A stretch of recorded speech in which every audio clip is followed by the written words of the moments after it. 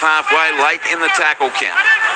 The ball played by Biseka. Comes right Fogarty from inside the 40. Reefs it downfield to the left wing of Sam Stone Street. With the catch, 10 out from his own goal line. Runs into the chase. Right on his own 20 and 20 in from touch eastern side. 1 minute and 10 seconds gone. Friday night NRL on ABC Sport. There's no score. So now it's the Sharkies with Hirotti. Caught on his own 20. Plays the ball and they spin it away centre field right. Sharky's first touch, all risky pass out the back for Kennedy. He keeps it alive and it ends up being a penalty for a high tackle to the Sharkies. It was all a bit messy, that play, and in the end, a careless bit of defence, a fancy from Ben Trebojevic sees the penalty awarded to the Sharks. 22 out from their own line. First of the game after 1 minute and 40 seconds, Luke Lewis. Yeah, well, I think they get a little bit lucky here, the Cronulla Sharks. That wasn't the best pass coming out of their backside there. They put themselves under a little bit of pressure, but yeah, Burns, he gets a little bit of a head eye. They do get a penalty, but here they are now just up over halfway. A pass coming out of their backside. Here's Burns now from the tap. Thankfully playing it on his foot. 2 metres short of halfway. Centre field left they go, Rudolph. He scored 4 metres in Manly Ringa territory. Plays the ball now to Brayley. Sends it left away to Fanua Blake. Adden backs his way into the defence. He's backing up from Origin. And he's tackled 33 out from the Manly Ringa line by Jake Trebojevic. Brayley goes right to Trindle. Then he got a short pass on to McInnes. He's upended 29 metres out from the Manly Ringa line. Played to Brayley. Scoots it right to Trindle. Dummies got it himself, Billy Burns. He's past one. Puts it a stab kick. Brilliant skills. Kennedy picked it up and he's caught a metre out. Last tackle Sharks. Brayley, a long ball goes left to Trindle. He loses the ball, but it's a penalty against Manly Ringa for inside the 10. And the penalty goes to the Sharks in goal kicking range. 4 metres out and only about 3 metres to the right of the uprights. 3 minutes gone, no score. And I would assume we're going to see Cronulla take an easy 2 points that are on offer. Yeah, well, they're signing for the sideline. There we go. Yep, he's pointing to the goals. We'll be taking the 2. But I tell you what, some nice play there from the Sharks. Beautiful little pass. Yeah, Billy Burns hit into a really nice hole. The skill that he showed to put the kick on the toe, and then good work there from Bailey out of dummy half. Nice pass. And they almost go over there, the Sharkies, but good defence. Touchline we go, John Gibbs. Yeah, it was lovely work by Billy Burns. Really good right edge running, and you can see the huddle here that the Cronulla players are all in. Braden Trindle takes over whilst Nico Hines is out. Braden Trindle himself is a pretty handy goal kicker. I saw him practising some from here. He wouldn't need practice from here anyway, but just to get things warmed up, he'll pilot this, and it's the right idea. But they all have to look and get the instructions from the sideline. Just look at me, I'll tell you what to do. You just permanently got your 2 fingers in the air. It's like when you're sitting with Louis. Here's Trindle, 13 metres out, just to the right of the post with the right boot. He makes no mistake. First points on Friday night footy to Cronulla Sutherland to lead Manly Warringah by 2 points to 0 after just 4 minutes. And Manly Warringah will bring it back to the centre of halfway for the restart. We'll get to more text shortly. 0467 920 222. Round the grounds in the rugby, Fiji and Drua 5, Queensland 0. And AFL first quarter, Geelong now leading Carlton 22-7. On the text line, good evening, gents. Listening and enjoying as always. Blues and Tigers supporter, how sensational with the gents and ladies games Wednesday and Thursday. I called the send-off of Ponga instantly during the first game, correctly so. Love the footy 100% in 26 Friday night frothies by the radio. Good on you, Murph. Listening in Maryborough, Queensland. Jonty, loved your info about the blue moon. Is the rarity why we use the expression once in a blue moon. Love the show from Con. Well, I'll put all moon feedback to you, Jonty. Well, it's right up here above me now, so it'll be a full blue micro moon on Sunday night. We'll be at Western Sydney Stadium. And FBMM. Here's Cronulla Sutherland with the footy from the kick-off, and they take it towards centre field. 18 out from their own line, leading 2 points to 0. Ball's played to Brayley. Comes to the right, Adden Fanua Blake. Storms there into Ben Trebojevic. Also there, Hetherington. About 27 out from the Cronulla goal line. Brayley works it left to McInnes, and he's going to be claimed. 32 out from his own goal line. In came Sherrod with the tackle. Now back towards centre field, Kennedy. He's wrapped up 9 metres short of halfway. The brothers Trebojevic involved, and also coming in there was Felady. Now on the last, the kick from Trindle. Boots it down to the southwest corner, and it's going to be caught now 10 metres out from the line by Clayton Fa'alalo, And he returns a great chase by the Shark. He's shoved back. 16 out from his own line, 20 in from touch western side. 5 minutes 30 gone. Cronulla Sutherland leading by 2 points to nil as Saab in centre field. He's going to be tackled. 21 out from his own goal line. Played to Luke Brooks. Short ball goes left to Hopewadi. He's wrapped up just inside his 30 there by Trindle, McInnes and one other Brayley. Now played Simpkin, goes right Jake Trebojevic. Right in the heavy traffic. Rudolph involved with two others, Fanua, Blake and Wilton. 15 short of halfway. Now it comes right edge Paseka, and he's going to be caught 7 metres short of halfway. Last tackle, Manly Ringer, trailing 2-0. Comes right to Fogarty for the clearing kick, and he whacks it downfield. Kennedy takes it a metre out from his own goal line. Beautiful, powerful kick by Fogarty. Kennedy brings it back, and he beat the first. No, great tackle by Felity. 15 out from the Sharks line. 6 minutes 20 gone, Louis. 2-0 in favour of Cronulla Sutherland. Yeah, not a whole lot doing at the moment for either side. They're sort of just playing in between their 40 lines, and they're having to get away with a nice kick. So they're just in a bit of an arm wrestle at the moment. But I feel like Manly are looking a little bit better with their kicking game, but the Sharks are a little bit better with their running game. Here's Brayley over the 30, works it left to Teague Wilton, and he's caught 14 short of halfway. In over the top came Kobe Hetherington.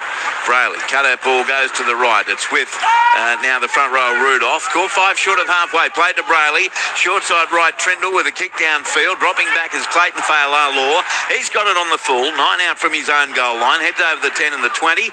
Caught 22 out from his own line. Gibbsy just on this young Manly fullback, Clayton Fa'alaua. Tom Trebojevic is the top seed. Then it was Tolatau Kola, and now this bloke's made a huge impact. Yeah, he has. And I think what it means is you can leave Kola in the setters where he's more dynamic. He's a good fullback, Kola, obviously, but Clayton Fa'alaua can do it all. He's really handy. Here is again Fa'alaua, and he's pushed back this time. About 31 out from his own goal line. Great defence there coming from Rudolph and Trindle. It's played to Simpkin. Goes right to Hetherington. Straightens into the defence of Trindle and Rudolph. 12 short of halfway. Last tackle, Manly Ringer, trailing 2-0. And another clearing kick by Fogarty from inside the 40. Dropping back Stone Street in that northeast corner. Takes in front of the former Chinese restaurant. Heads up over the 10-metre line, and he's pushed to the deck. 16 out from his own line. We've had 8 minutes. NRL Friday on ABC Sport. And the scoreline is 2-0 in favour of Cronulla Sutherland. As the Sharks now take it up. Wilton tackled. 22 out from his own goal line. Plays the ball to Peru, and it comes back on the inside. Put to the ground, Mulatalo, right on his own 30-metre line by Brooks and Jake Trebojevic. And it's a set restart. Too slow on the play. The ball first one of the night. Here goes to Cronulla Sutherland as Roddy got an offload. Great hands by Brayley to the left. McInnes away. Fanua Blake turns it back on the inside as Peru's put to the ground 3 short of halfway for the Sharkies. He plays the ball. Nephi Peru. It comes to the left. McInnes away to Fanua Blake. The former Seagulls caught 5 metres in Manly Ringer territory. Plays the ball to Brayley. One-handed pickup. Up he goes from dummy half. Brayley's through. He's over the 30. Got the pass away to Peru. And he races over to score next to the post. Nephi Peru. What a start, Cronulla. What a run, Blake Brayley. Coming off a brilliant origin debut. He sets it up with a great run from dummy half. Finished off by Nephi Peru. And the score, Cronulla Sutherland 6. Manly Ringer 0 after 9 minutes of play, Luke Lewis. Yeah, we did have a blinder on Wednesday night when he come on the field. Blake Brayley sees one player down, a little bit of an opportunity to run out of dummy half, and he just picks the ball up one-handed, uses his speed, and a beautiful pass to his right there, and finds Puru in open space, goes over and scores a great try. Sharkies, they're looking good with the running ball, with their running game at the moment. Touchline, John Gibbs. I love that one-handed pick-up by Blake Brayley, and he caught a player offside, pushed him aside, then threw the pass to Nephi Peru, and he had come up with a really good backing up exhibition a little earlier where he took the ball another 15 metres or so, but that was just perfect halfback play. And we saw him a couple of years ago. Remember, he starred for the Newtown Jets when they won that game at the end of the season. So he's obviously been kicking around for quite a long time. He's got a good kicking game too, Nephi, but great work from Blake Brayley. And now it's going to be Trindle Gibbsy, about 17 metres out, 3 or 4 to the right of the post. So great start to the game, Nephi Peru. Here's Trindle. 6-0 Sharks, 10 minutes gone. Crowd still coming in here at Shark Park. Trindle strikes it, likes it, kicks the goal. He's 2 out of 2, and a great start for the home team to lead Manly Warringah by 8 points to 0. NRL Friday here on ABC Sport. And Manly bring it back again to the centre of halfway. 2 quick tries to Queensland in the rugby to lead Fiji and Drua 14-5. Quarter time AFL. Geelong 28, Carlton 9. 0467 920 222. Evening, Mr. Moore, Nuke, and the Godfather. Lol. Always look forward to hearing you guys every week. Mad Dog in Melbourne. Also on the text line 0467 920 222. So now the restart heads down to the northern end. Taken. Kennedy gives it left away to Rudolph. He's put to the ground 12 out from his own goal line. Watched a great game that went into Golden Point with Louis playing for the Sharks in 2018. It was a game Louis would remember, maybe not so much. Yes, do you remember playing in the Golden Point game in your last year? No, I don't. Okay. So you're right, dear listeners. It's the Sharks 25 out from their own line. That was a tough one, though, with not much other context, I guess. Comes left to Fanua Blake. He's wrapped up 15 short of halfway. Now played to Brayley from dummy half. He got a short pass away to support as the tackle's made just short of halfway on Peru. Played on the last. It comes left to Trindle. He puts boot to ball, whacks it down to Falalaw. He has the catch in that southeast corner. 5 out from his own line. Made really good ground, and now he runs into the chase. And he's put to the ground there by Teague Wilton. 14 out from the Manly goal line. They now spread it left to Garrick. A long ball away to Brooks to Fellerty. Fellerty fends away from one. Taken now by Burns. 21 out from his own line. Got away from Burns. Then tried to get away from Trindle. Geez, had an impressive start on both sides of the footy. Josh Fellerty. Caught now 32 out from his own line by Ramian. Played to Brooks. Goes right to Ben Trebojevic. Wrapped up ball and all by Rudolph and Fanua Blake. 15 short of halfway. 20 in from the western touchline. Simpkin goes right to Jake Trebojevic. Turns it in for Paseka. Rudolph, one of 3 defenders there to stop him. 8 metres short of halfway. Also in there was Brayley McInnes, who wouldn't let him go. So it is a set restart to Manly Warringah. And they've taken half a metre short of halfway on play 1. Simpkin awaits. Ben Trebojevic plays it to him. Goes right to Fogarty. Back on the inside to Garrick.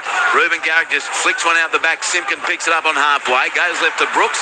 He accelerates and then gets bent backwards. 6 metres in Sharks territory. Tackle 2. HI out the back. Oh, there's a Manly Warringah player coming from the field for an HIA.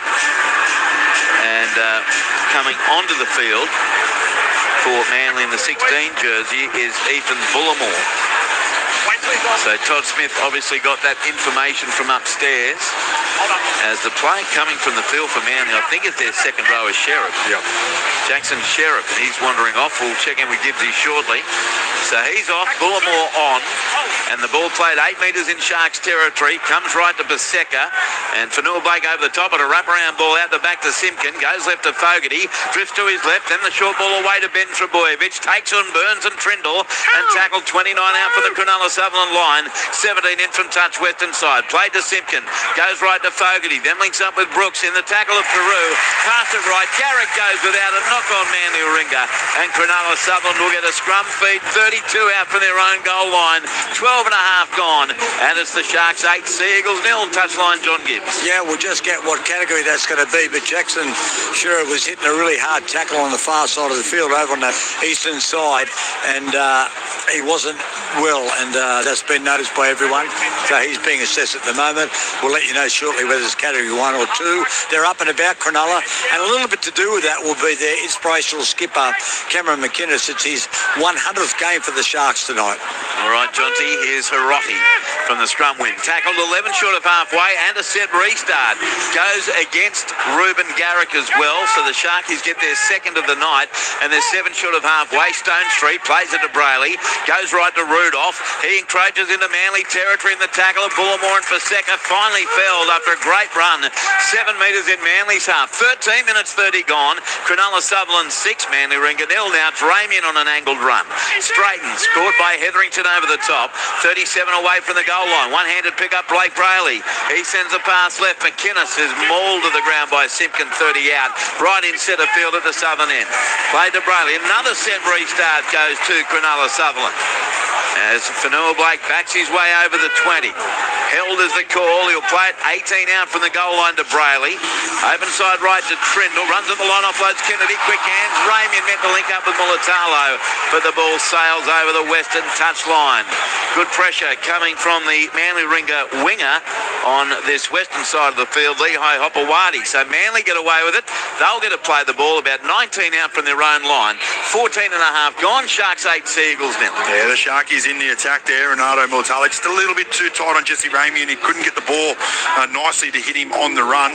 But well done there to Manly. Just to come up with a bit of a read on the outside, come up and in and put pressure on that pass from the Sharks. But Manly got to pick up their energy there, looking a little bit flat. They do a bit, don't they? Here he comes right to Saab on play 2. He's caught 28 out from his own line and 12 in from the eastern touch line. He plays it to Simpkin, goes left to Garrick, and he's going to be taken middle of the park, 14 metres short of halfway. Manly Ringer with it, trailing 8 points to nil, played to Simpkin, fires it away left to Hetherington, charges there into McInnes and Trindle and Rudolph and tackled. Also in there Burns, 2 metres short of halfway. Simpkin goes left to Luke Brooks, short ball. Ben Trebojevic is a terrible pass. Ben went without it, picked up by Burns for Cronulla. He links up with Kennedy and he's taken by Simpkin, 9 metres short of halfway. 15 gone, 8-0 Sharks lead Seagulls. The mistake comes from Manly as Cronulla works it left to Cam McInnes. He's caught 4 metres short of halfway by Jake Trebojevic. Plays the ball to Brayley. He sends it left to Mawini Hiroti. Got the pass away in the tackle. Through hands, Wilton to Peru. He sends it left. 6 more tackles, says referee Todd Smith. Another restart for the Sharkies. Touch in that there. was touched, okay. So I'll cross that one out. Put that one, carried the 3, and away we go. Touch 38 out for the Manly line. So it's your old-fashioned 6 again. Wilton, 37 out. Plays it to Brayley. Goes right, Trindle. Turns it into McInnes. And McInnes straight and hard. Put to the ground by Jake Trebojevic. 30 out from the Manly goal line. Brayley quickly to the right. Through hands for Noah Blake to Trindle. Back on the inside to Burns. Burns nearly broke through the tackle. He got the one-hander away to Trindle. Crosses the 20. He turns it on the inside to Fanua Blake. Fanua Blake centre field. Runs into Trebojevic and tackled. 9 out from the goal line. Great chance here for Cronulla Sutherland for a second try. Brayley spins it left to Trindle. Juggled it. Held onto it. Beat one. Now dragged down 5 metres out from the line. Plays the ball to Brayley. Comes right. Fanua Blake. Quick hands. Perry throws an intercept. Hopewadi in off the wing with the intercept. And Manly escape again. They've got it 16 out from their own line. 16 and a half gone. Cronulla Sutherland 8. Manly Ringer nil as Phillity's caught 20 out from his own line for men. Yeah, well, the Sharks are getting the attack right, but they've got to realise now that the Manly side are coming up and in very, very hard. So wouldn't surprise me if you see a little bit of an adjustment there from Ronald Mulatalo just to push out a little bit far and wait for that over the top pass to hit him unmarked on the outside. As Manly with it now, Louis, 28 out from their own goal line. The ball played by Bullimore. Kick from Fogarty from his 30-metre line. Over the head of Kennedy. Ball bouncing all the way in goal. It might even go touch in goal. Kennedy huffs and puffs but can't blow it dead. Picks it up and then he gets away from Fogarty. And Simpkin, great chase and tackle. 10 out from the Sharks line. That is a great kick and chase by Fogarty. That was an outstanding kick. That was massive. As now it is Cronulla Sutherland with the ball. 12 out from their own goal line. Ball played and it comes right to Ronaldo Mulatalo. Takes on Phillidy. Beat him, knocked him to his pants. Now caught on his own 30. Played to Brayley. Comes back left edge to Ramian, who's got that right knee very heavily strapped. He fends away from one, straightens into Jake Trebojevic. 31 out from the Cronulla goal line. Sharks leading 8-0, nearly 18 minutes gone.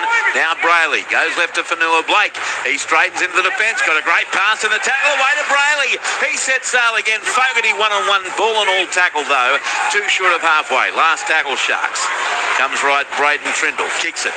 Low trajectory kick away from Clayton Falalor. Picks it up in the in-goal area. Brings it back to the 10.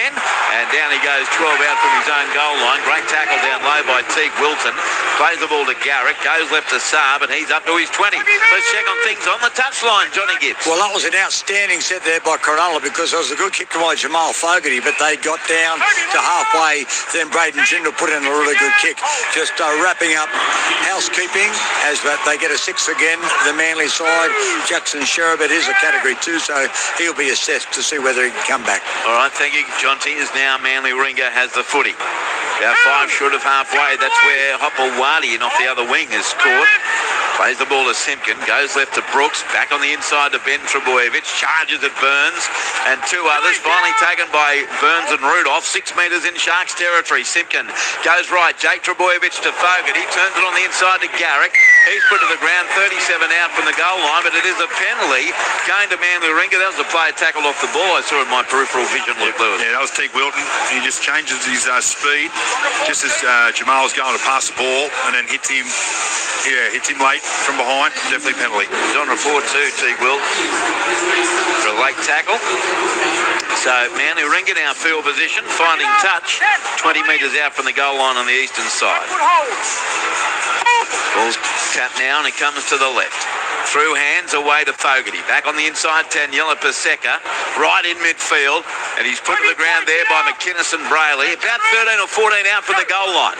Simpkin goes right to Jake Trebojevic. He straightens and tackles. 9 metres out from the line. Manly on the attack, trailing 8-0 after 20 minutes of play. Now Paseka centre field in front of the northern post. Runs into 1, 2, 3, 4 defenders. Plays the ball to Simpkin. Goes right to Fogarty. Long cut-out pass to Garrick. He turns it back on the inside. They come back from right to left as Manly's Brooks, and he's wrapped up 10 metres out. Great defence by the Sharkies. That time was Toby Rudolph. Play comes left now to from Hetherington to Fogarty to Ben Trebojevic. Another set restart inside the 10. Cronulla Sutherland, the third for Manly. Played 5 metres out to Falalor. Fogarty goes inside to Jake Trebojevic, standing in the tackle, now on his knees. 4 out from the goal line. Dummy half Simpkin, short side left Ben Trebojevic, tries to force his way over. What a great tackle by Braden Trindle to save a try. Half a metre out from the goal line at worst. Ball played to Simpkin. Spiralling ball right. It goes to Hetherington. Straightens into Rudolph. Tackled. With Brayley coming in as well. 4 metres out in front of the left upright. Simpkin goes right to Fogarty. Out the back to Luke Brooks. Links up now off for Loris.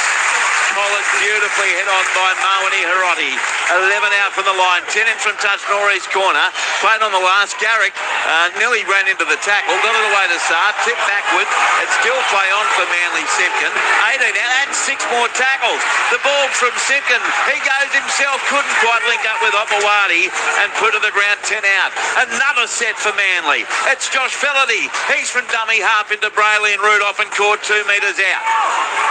21 and a half gone. 8-0 Sharkies, but Manly's had a lot of ball in the last few minutes. Paseka taken by McInnes.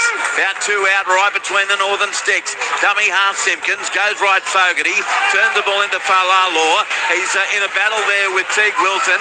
Gets a flick pass to his left to Hetherington. Hetherington straightens into Brayley. Tackled 6 metres out. Razzle-dazzle with the Sharks defence. Magnificent so far. Played to Simpkins. Spiralling pass to the right. Fogarty. Then to Falalor. He beats Peru and he dives over to score the try. It had to come and it does.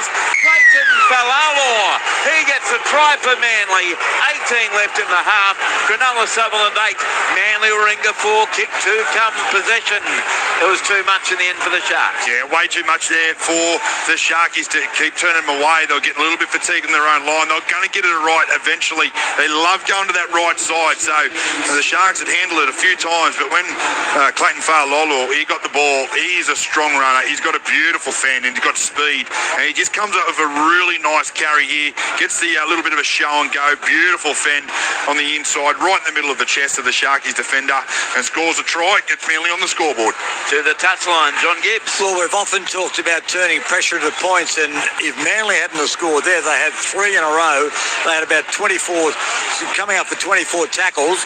They had to score, and they did that. Clayton Falalor did a great job, and he was able to throw the dummy, then use his pace, get around Peru, and knife by Peru just went a little bit too high, and he scored. Now, that's 3 in a row, 3 games against Cronulla, and he scored 3 tries, Clayton, and the last player to do that was Adam Fanua-Blake, would you believe? Wow. When he was playing for Manly. The last to score 3 in a row against Cronulla. Good stat, morsel man, John Gibbs. Reuben Garrick lining up the conversion, 24 out and maybe 2 metres in from the eastern touchline. Sharks 8, Seagulls 4, NRL Friday on ABC Sport. Here comes Garrick with the right boot. moves in now. Garrick strikes it across the face. No goal. So it remains a 4-point advantage for Cronulla Sutherland with 16 minutes 30 left in the half. On the text line 0467 920 222. Raven in Queensland, New South Wales only won because of 13 to 12 players for 20 minutes. No matter how it happened, they were dead in the water at 26 at half time. State of Origin supporter since the first game. Well, I think you're right, Raven. Also on the text line, come on Manly with a love heart from Sharon. Read the game Louis played in 2018. It was on Fox this afternoon against Manly with Gallenway, Graham, etc. Does Louis remember now from Merv at Moore Park Beach in Queensland? Merv, going to let you down here, mate. I still don't remember. Need even more information, Merv. Listening just down the road in Guy Beer, the Battle of the Beaches should be a bigger rivalry, or should it be called the Battle of the Insular Peninsula? Might depend who wins. Round the grounds, half-time in the rugby. Queensland 21, Fiji and Drua 12. Second quarter AFL, Geelong 36, leading Carlton 22. So from the kick-off, Manly Ringer get the footy. 13 metres out from their own line and 20 metres in from touch on the eastern side of the field. And they just had all that ball on the Cronulla line and finally tracked them to score the try. Sarvin, they get a set restart here again against the Sharkies. And it is true every now and then we see Cronulla play and their discipline's not the best. Here's Manly on their 30. Comes centre field left, away to Falalo. He's wrapped up 13 short of halfway.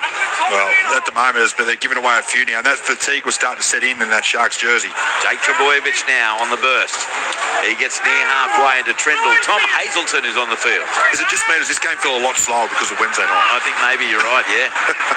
But noticeable, isn't it? As Brooks has scored 8 metres in Cronulla territory, and that's more a tribute to the players on Wednesday night. That is the quickest game I've ever called, that's for sure. Here's Paseka straight through. Got the pass away. Fogarty over the 20. Cuts inside. And he's taken only 7 out from the goal line by Mawani Hiroti. Plays the ball now. They work it short side right. Garrick is pummeled to the deck. 5 metres out from the line. Changeover. Oh, gee, they saved the day desperately there, Cronulla Sutherland. Sharks 8, Manly Ringer 4. 25 minutes gone. And now Stone Street. He's collecting the heavy tackle. 6 out from his own goal line. Replacement on the field now for Cronulla Sutherland. On jobs, Jesse Colquhoun. As the Sharks are 10 out from their own line. And it comes to the left edge for them. The tackle made here on Colquhoun. Down 15 out. In fact, that was McInnes. Now they hit it up again. 25 out from their own goal line. And this time, trying to get to his feet is Billy Burns. Sharkies get to within 12 of halfway. They still lead by 8-4. McInnes plays it from inside the 40. Trindle, good kick downfield, but Falalo in the right spot again. Just in from the western touchline. He collected it on the full and returned it within about 15 of halfway before he's shoved back by Burns. And also in there was Blake Brayley. 15 in from the western touchline. Brooks dummy half. Goes right to Lehigh Hopewadi. Brayley's there with Hazelton. 10 metres short of halfway. And that other defender, Jesse Colquhoun. Short side left, they go to Felity. One-on-one tackle, set restart inside the 10. This time Cronulla, so that's now 6 of them going to Manly. Sent it right to Trebojevic Ben. He scored 6 metres in Sharks half. Played to Simpkin, goes right to Fogarty. Links up out the back with Falalo to Garrick. Reuben Garrick straightens into Peru and also Colquhoun. Tackled 30 out and very slow to his feet, Reuben Garrick. Coming back on the field, Gibbsy just letting me know, is the second rower for Manly Ringer, Jackson Sherritt. So he's passed his HIA and returns there for Manly Ringer, who take it up to within 28 of the Cronulla goal line. 8-4 Sharks, but Manly on the attack again. Simpkin goes left to Fogarty, short ball to Ben Trebojevic. Nice tackle by Raymond and Trindle. 18 out from the goal line on the last. 15 in from the western touchline. Simpkin goes right. Fogarty puts up the crossfield kick, looking for Garrett. Up they fly. Comes down initially through the hands of Garrick, and the Sharkies with the catch. Only about 3 metres out from their own goal line. That was a great catch. Was a Mawani Hiroti out there. And the Sharkies now bring it up over their 10-metre line through Mulatalo. It is Cronulla Sutherland 8, Manly Ringer 4. 27 gone down to the touchline. Gibbsy. Well, the last 10 minutes has been all Manly because they've been giving away set restart after set restart. They want to get, now there's another one. Cronulla get one. You can hear the Bronx cheer behind me. Good news. They're sure past his HIA. And Jesse Colquhoun out there. Colquhoun, there's another one. They've been given out like lollies. Todd Smith, he's going to have a sore arm. going to have shoulders like me. 4 metres in Manly territory. Brayley, he sends the ball left to Wilton. Oh, great pass back to Brayley. He keeps it going to Will Kennedy. Kennedy scored 30 out for the Manly Ringer line. 12 minutes to go in the half. 8-4, Cronulla Sutherland in front of Manly Ringer. Hazelton now up the centre. He's caught about 21 out from the goal line by Jake Trebojevic. Played to break Brayley. He sends the ball left to Colquhoun. Two-handed pass out the back. Brayley links up with Trindle. Turns it in now to Burns. And Burns ran into his own player Brayley. So he straightens and he's felled. 13 out for the Manly Ringer goal line. Dummy half Brayley. Goes himself. Passes left now to Hazelton. And the goal figure's caught. 3 out from the line. Ramian jogging slowly back into place for Cronulla. Trindle puts it on the toe. The ball is in the in-goal area and tapped over the dead ball line easily enough by Clayton Falalaw. Goal line drop out Manly Ringer. Now it's Cronulla's turn to apply some pressure. 11 minutes 30 left to play in this first half. 8-4 Sharks as the big sign on the board goes for the chance to win a 2016 Sharks Premiership Legacy ring. 17 rings only, and that's for the public. All money is being raised for a very good cause, the Heart Foundation that Cronulla supports. Here's a short line drop out. It's not short enough, actually. It's too deep. Taken now by Cronulla Sutherland, Stone Street, and he's scored 20 out from the Manly line. Yeah, well, they look really dangerous through the middle, don't they, the Sharks? And when they pull over to that left edge and they come into this right edge of theirs, which is the Manly's left edge, they're looking like they're going to get it right, but they've just got to make sure they know there's up and in defence. So they're getting it right when they go left. Here's Brayley. Darts to his right, short ball away, Hazelton. Good defence up the middle. 8 metres out from the goal line. Ben Trebojevic involved. Now Brayley goes left open side to Trindle. Delayed pass away to Peru, and he's tackled 9 metres out from the line. Make it 8 by the time he's allowed to his feet. Now he's told to go back and play the footy. Nephi Peru. Played to Brayley. Comes right McInnes. Bounced away from a couple, Cam McInnes. And then got through another one. Sherab gets to within a metre of the goal line. Great run by McInnes. Last tackle Sharks. Right between the sticks. Brayley goes left. Trindle short ball away to Wilton. He throws a specky back that's knocked on by Manly. Bullimore got there first, diving forward, but knocked it on. So a bit of good fortune there for the Sharks. They're going to get the scrum feed. 10 out from the Manly Ringer line. Sharks 8, Seagulls 4, 10 minutes left in the half. Yeah, a little bit of luck there for the Sharkies. A nice line there run from Teague Wilton, and he just had a bit of a hope playing through the ball back inside. And Bullimore just couldn't pull that pass in. Comes up an error and gives another set to the Sharks. But that's all they've got to do. They've got to play short first, bring the defence in, and then go again. But good defence so far by Manly. Tell you what, Louis, for a 2-try game, we've had some action. As Sharks win the scrum, and it comes right to Ramian. He accelerates. Fellerty, another good tackle. 9 metres out, 15 in from the western touchline. He was there with Luke Brooks. Now played to Brayley. Goes left to Colquhoun. And he's going to be tackled only 2 metres out from the goal line. Ball's going to be played. Brayley spins it left to Trindle. He turns it on the inside to Wilton, straight through a dreadful attempt from Nathan Brown, who's just come out there, and Wilton celebrates a try. Boy, he made that look easy. Teague Wilton scores. 9 minutes left in the half, and it's now Cronulla Sutherland 12, Manly Ringer 4 with a kick to come. Yeah, well, when you've got a defensive line like Manly at the moment, just coming up and in, you've got to play through them. And really nice work. It's a simple little cross play. He just stops and sort of comes off his right and burns Nathan Brown as easy as you like. And then just comes again off his left foot, gets a better position, scores a nice try. Beautiful footwork there from Teague Wilton.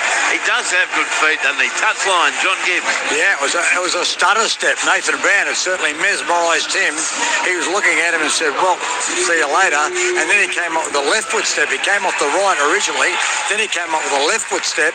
And Clayton Falala, the fullback, had no chance of getting him. He's a strong runner on the edge, Teague Wilton. I think he's an improving footballer. He's a really good player. Now, Trindle will attempt to convert the Teague Wilton try. 13 or 14 metres out, about 5 to the left of the post. Not that difficult. Trindle's kicked 2 out of 2. Sharks 12, Seagulls 4 here on NRL Friday. Cam McInnes, he's coming from the field for the third interchange. On comes CSC for Talakai, and McInnes maybe just getting himself ready. He's going to be a getting to know you guest on Sunday, Cameron McInnes. So here's Trindle to put the Sharks out by 10. It would be their largest lead. Strikes it, likes it, kicks the goal. He's 3 out of 3. Cronulla Sutherland 14.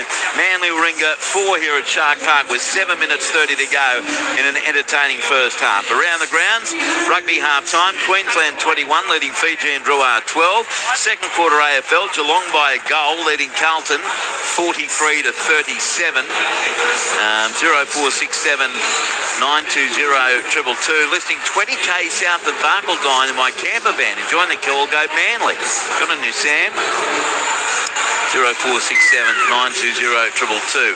Jody Mackay, thank you for your text as well. Kick off 4 bounces and it's collected 2 metres out from the goal line by Mulatalo.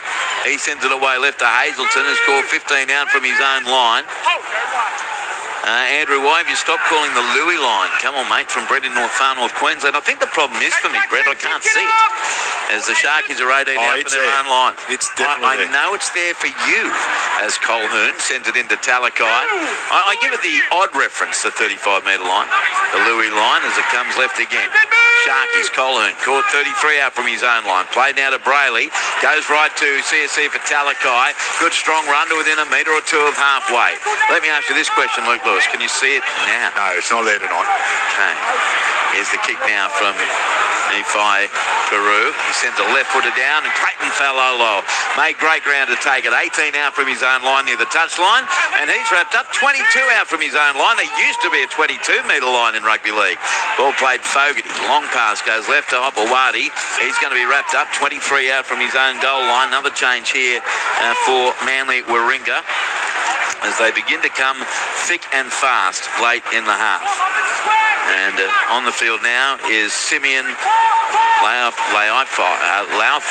And it's Laufey on the surge here, put to the ground about 3 metres short of halfway. Simpkin goes left to Brown, wrapped up 3 metres in Sharks territory. Plays the ball to Simpkin. Last play, Manly down 14-4. Goes right to Fogarty. Sends a towering kick down to the left wing of Sam Stone Street with the he juggled and robbed it. Knocked back, says referee Todd Smith. Then he put the step on Garrick, nearly got past him. Saab comes in with the assist along there too with Laufey. About 19 out from the Sharks line and now it's a penalty. The ball had been stolen but held had been called. So the ground to the tackle's complete, then you pull it out. A penalty goes to the Sharks. Penalty's a 3-1 to Cronulla. That was so weird because he said don't play on and then he must have got a call in his ear. He's saying he was on the ground because he'd already started changing sides. I reckon Saab was a legit steal. Don't you? Yeah, that was bizarre. What say you, John Gibbs? Yeah, it looked like it. It was a close thing, and unless he said something else, I'm not quite sure. But this is a really handy lead, 10 points at half-time. You know, we love those little quirky morsels. Well, the team leading in half-time between these two sides has won the last 14 straight. Yeah, that's pretty convincing. I can't see Manly scoring any points. Here's Talakai, 6 metres in Manly territory. Comes to the right to Hazelton. Wrapped up 36 metres out from the Seagulls line. Tell you what, another try here before half-time for the Sharkies would be more than significant. Peru turns it into Talakai. He's been playing in the middle since he came on. He's been a very busy boy. He's caught here 28 metres out by Brown. He plays the ball now to Brayley. Goes right Trindle. A little dink kick over the top. Flying through Mulatalo against Falalor. Ball on the ground. Picked up by the Sharkies. And Billy Burns gets the try. Falalor wasn't up to it that time. Great kick by Braden Trindle down to the southwest corner, and it's Billy Burns who grounds it for the try. 4 minutes 10 left in the half, and you do think that's massive. Cronulla Sutherland 18, Manly Warringah 4 with a kick to come. Yeah, nice worky by Trindle. He knew the defence was coming up and in. There was going to be a fair bit of space there. Gets the kick right, and Falolo, he couldn't get there quick enough. He does a good job just to sort of get down low, sort of tries to push the ball out, but Billy Burns is pushing up, waiting for something to happen, and there's a loose ball just hitting right in front of him, and it's a good pick up at speed. Scores in the corner, gets another try for the Sharkies. 18-4 with a kick to come. Where it'll be taken in front of you, John Gibbs on the touchline. Yeah, well, we don't have to whisper yet because Braden Trindle's got the ball. He's taking it back a long way. He's taking it back nearly 30 metres. That's going to be a long kick from way out wide in front of me. That was a beautiful kick from Braden Trindle. It's like a lob wedge with backspin, and because the surface is a little bit slippery, it just sat up. It was a really difficult one for Clayton Falalo to get hold of. Leo Hopawati was going back as well. But in these conditions, the pick-up by Billy Burns was sublime. It's a very good job by Burns. He's having a really good year for the Sharkies, Billy Burns, starting or off the bench. Now Trindle, as Gibbsy said, he's taken it back about 27 metres, just in from the western touch line. Cronulla Sutherland 18, Manly Ringer 4, inside 3 minutes to go in the first half. Here's Trindle now. He strikes it across the face, no goal. But you heard that beautiful sound of ball on boot, thanks to our man of sound, Dennis Carnahan. So it's pretty significant to lead now. 18-4 to the Sharks. Manly look a little shell-shocked at the moment. On the text line, 0467 920 222. Merv's back from Moore Park Beach. Ask Louis if he remembers DCE kicking the winning field goal in Golden Point to Manly, winning 33-32. Merv, I'm horrible, mate. Unless I see a little bit of a highlight, I might remember it. Oh, dear. Boys, it's Jack from Rockhampton. Where do you guys rate the Queensland team from Wednesday night? Looked like the Queensland team of old. Smith, Kruger, Smith, Cronk, Thurston, Slater, etc. Yeah, they look good. I wouldn't say as good as that group. First half hour was awesome. That was almost a perfect game of footy. Yeah, that was amazing. Here's Brayley going left to Mulatalo, and he's caught 18 out from his own line. 0467 920 222. Brayley sends it left to Jesse Colhoun. He's taken over the top now by Afai. Played to Brayley. Gee, that nearly went forward to Talakai, but he bustles his way through one. Remember that night here, Talakai against Morgan Harper. Sorry, Morgan. It was one of the most destructive halves of footy you've ever seen. Here's Sharks centre field. About 2 metres in Manly territory. Played on the last by Colhoun. Comes right to Trindle. He puts up a towering kick. Pressure here for Clayton Falalo. Up he goes with a great catch. He's got it for Manly. 18 out from his own line with 1:50 left on the clock. And the Sharkies here up by 18 points to 4 as it comes right to Lehigh Opawadi, and he's wrapped up 22 out from his own line. Yeah, well, the Sharks are just doing it easy, and I look at Manly and I feel like there's just no energy whatsoever at the moment for the Manly side, and I can't see any points in them. Obviously, they've got a lot of players out, a lot of class, but yeah, they just look so tight and flat, the Manly side. It's Fogarty, sends the ball right edge as they take it over the 30. Bullimore tackled 33 out from his own line. Play to Simpkin. Goes left, Lafai, to Nathan Brown. Terrible pass. Great pickup, though, here by Falalo off his ankles. And he's got it 9 short of halfway. Last tackle, Manly. Played to Simpkin. Comes right to Fogarty. The kick from his own 40. We lose sight of it. A spiralling kick over the head of Will Kennedy. He'll bounce over the dead ball line again.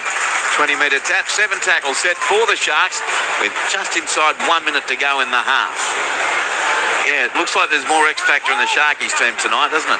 To this point, Stone Street takes the tap, caught 24 out, and I maintain this. They go where Braden Trindle takes them. When he's on like he is tonight, their attack looks magnificent. And Blake Brayley as well. He's been good out of dummy half. 100%.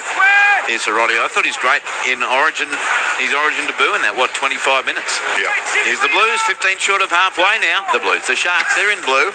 Brayley, who played for the Blues, goes to the right. Kennedy splits them. They're inside the 10. Another set restart.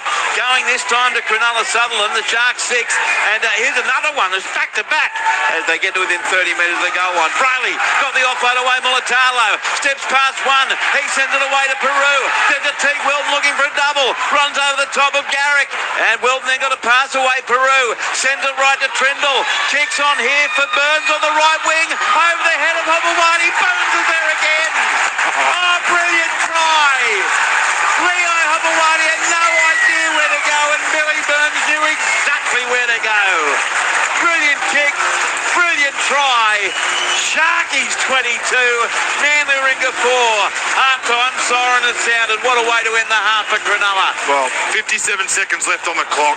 They kick the ball dead, and the Sharks get a 20-metre tap. And then a couple of nice little offloads, some beautiful runs. Nice work from Blake Brayley again, up out of dummy half. Comes off of an offload. Then all of a sudden, Ronaldo Mulatalo with the ball in hand. Beautiful footwork over towards the left. They keep the ball alive. They know there's not much time left on the clock.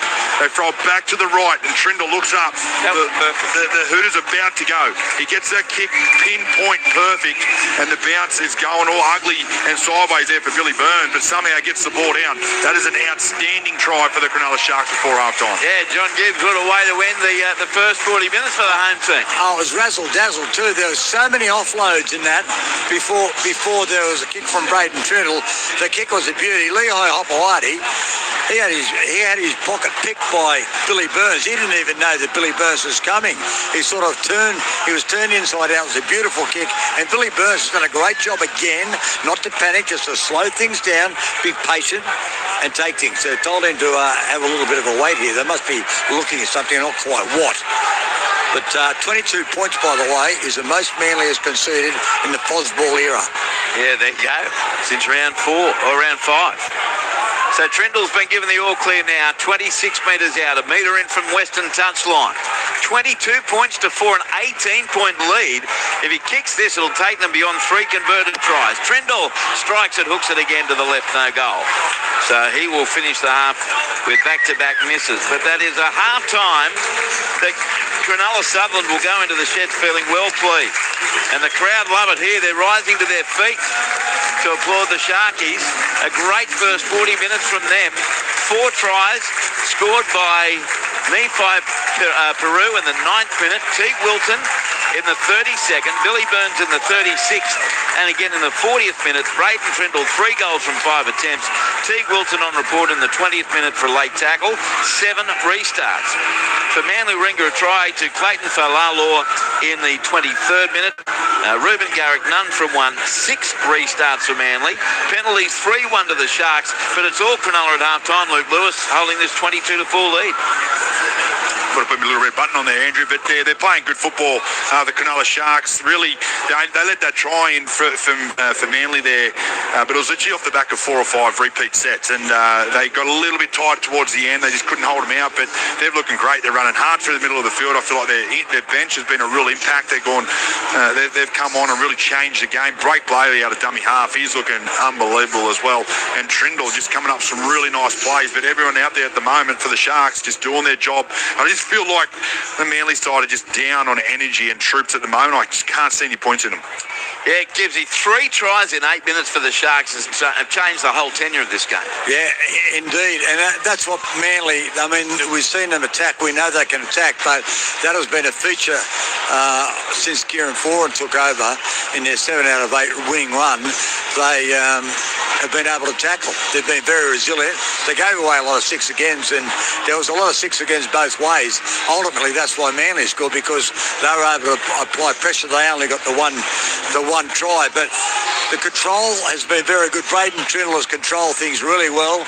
Blake Brayley has been fantastic. Billy Burns has been good on one edge, and on the other edge, Teague Wilton has been ripping them apart as well. Very good performance. Good ball control again by Cronulla. Their ball control, incidentally, completion-wise, up at Magic Round against the Bulldogs, and they've had to buy since, it was 95%. That's the best they've ever done. Well, they're doing a pretty good job tonight as well.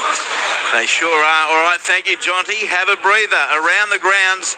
And a quick point for Fiji and Drua in the second half of the rugby to lead Queensland. 24-21, half-time in the AFL as the Cats by a goal. Geelong 44, leading Carlton 38.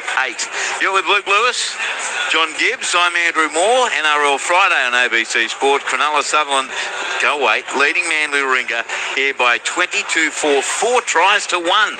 Second half to come. Right now, though, let's head to the ABC newsroom.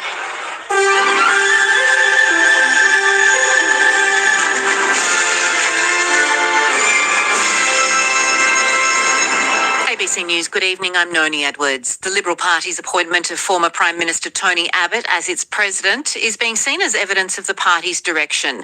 Mr Abbott has been elected unopposed to the largely administrative position at the party's national convention.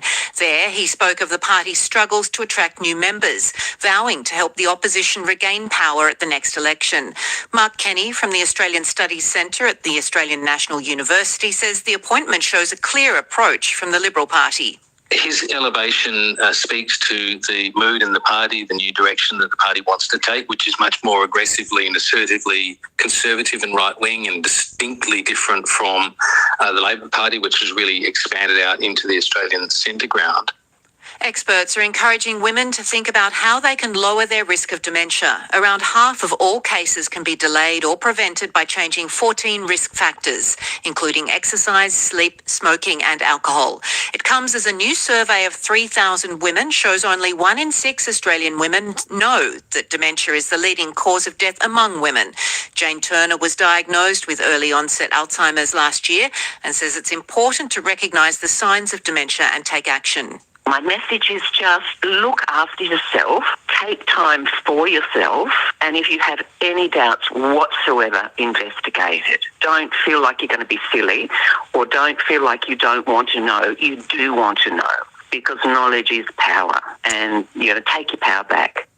Convicted mushroom triple murderer Erin Patterson will have the opportunity to appeal her life sentence in August, where she's expected to claim there was a substantial miscarriage of justice. Sasha Payne has more. It's been confirmed today by the Supreme Court that appeal will be heard August 19 and 20. Now, we have known since November that Erin Patterson would appeal those convictions. Her lawyers indicated in November, just a couple of months after she was sentenced, that she would be appealing.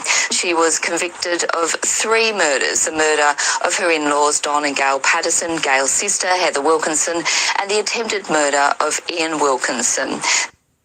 Concerns are growing about the prospects of an Iranian peace deal as Israel intensifies attacks on Lebanon in its campaign against Hezbollah, despite an ongoing ceasefire. More from Global Affairs editor Laura Tingle. They're hitting Beirut, they're hitting the very ancient city of Tyre, Beaufort Castle, which is a UNESCO protected site, and clearly Benjamin Netanyahu wants to keep this war going, and I don't know whether Donald Trump will be able to stop him doing that. Israel says that it's coming under increasing drone attacks from within Lebanon, from Hezbollah, and it's only retaliating, but none of that is under Donald Trump's control, and Iran has always said that this has to be part of the deal. The World Health Organization says there are now more than 900 suspected cases of Ebola in the Democratic Republic of Congo, including 223 suspected deaths.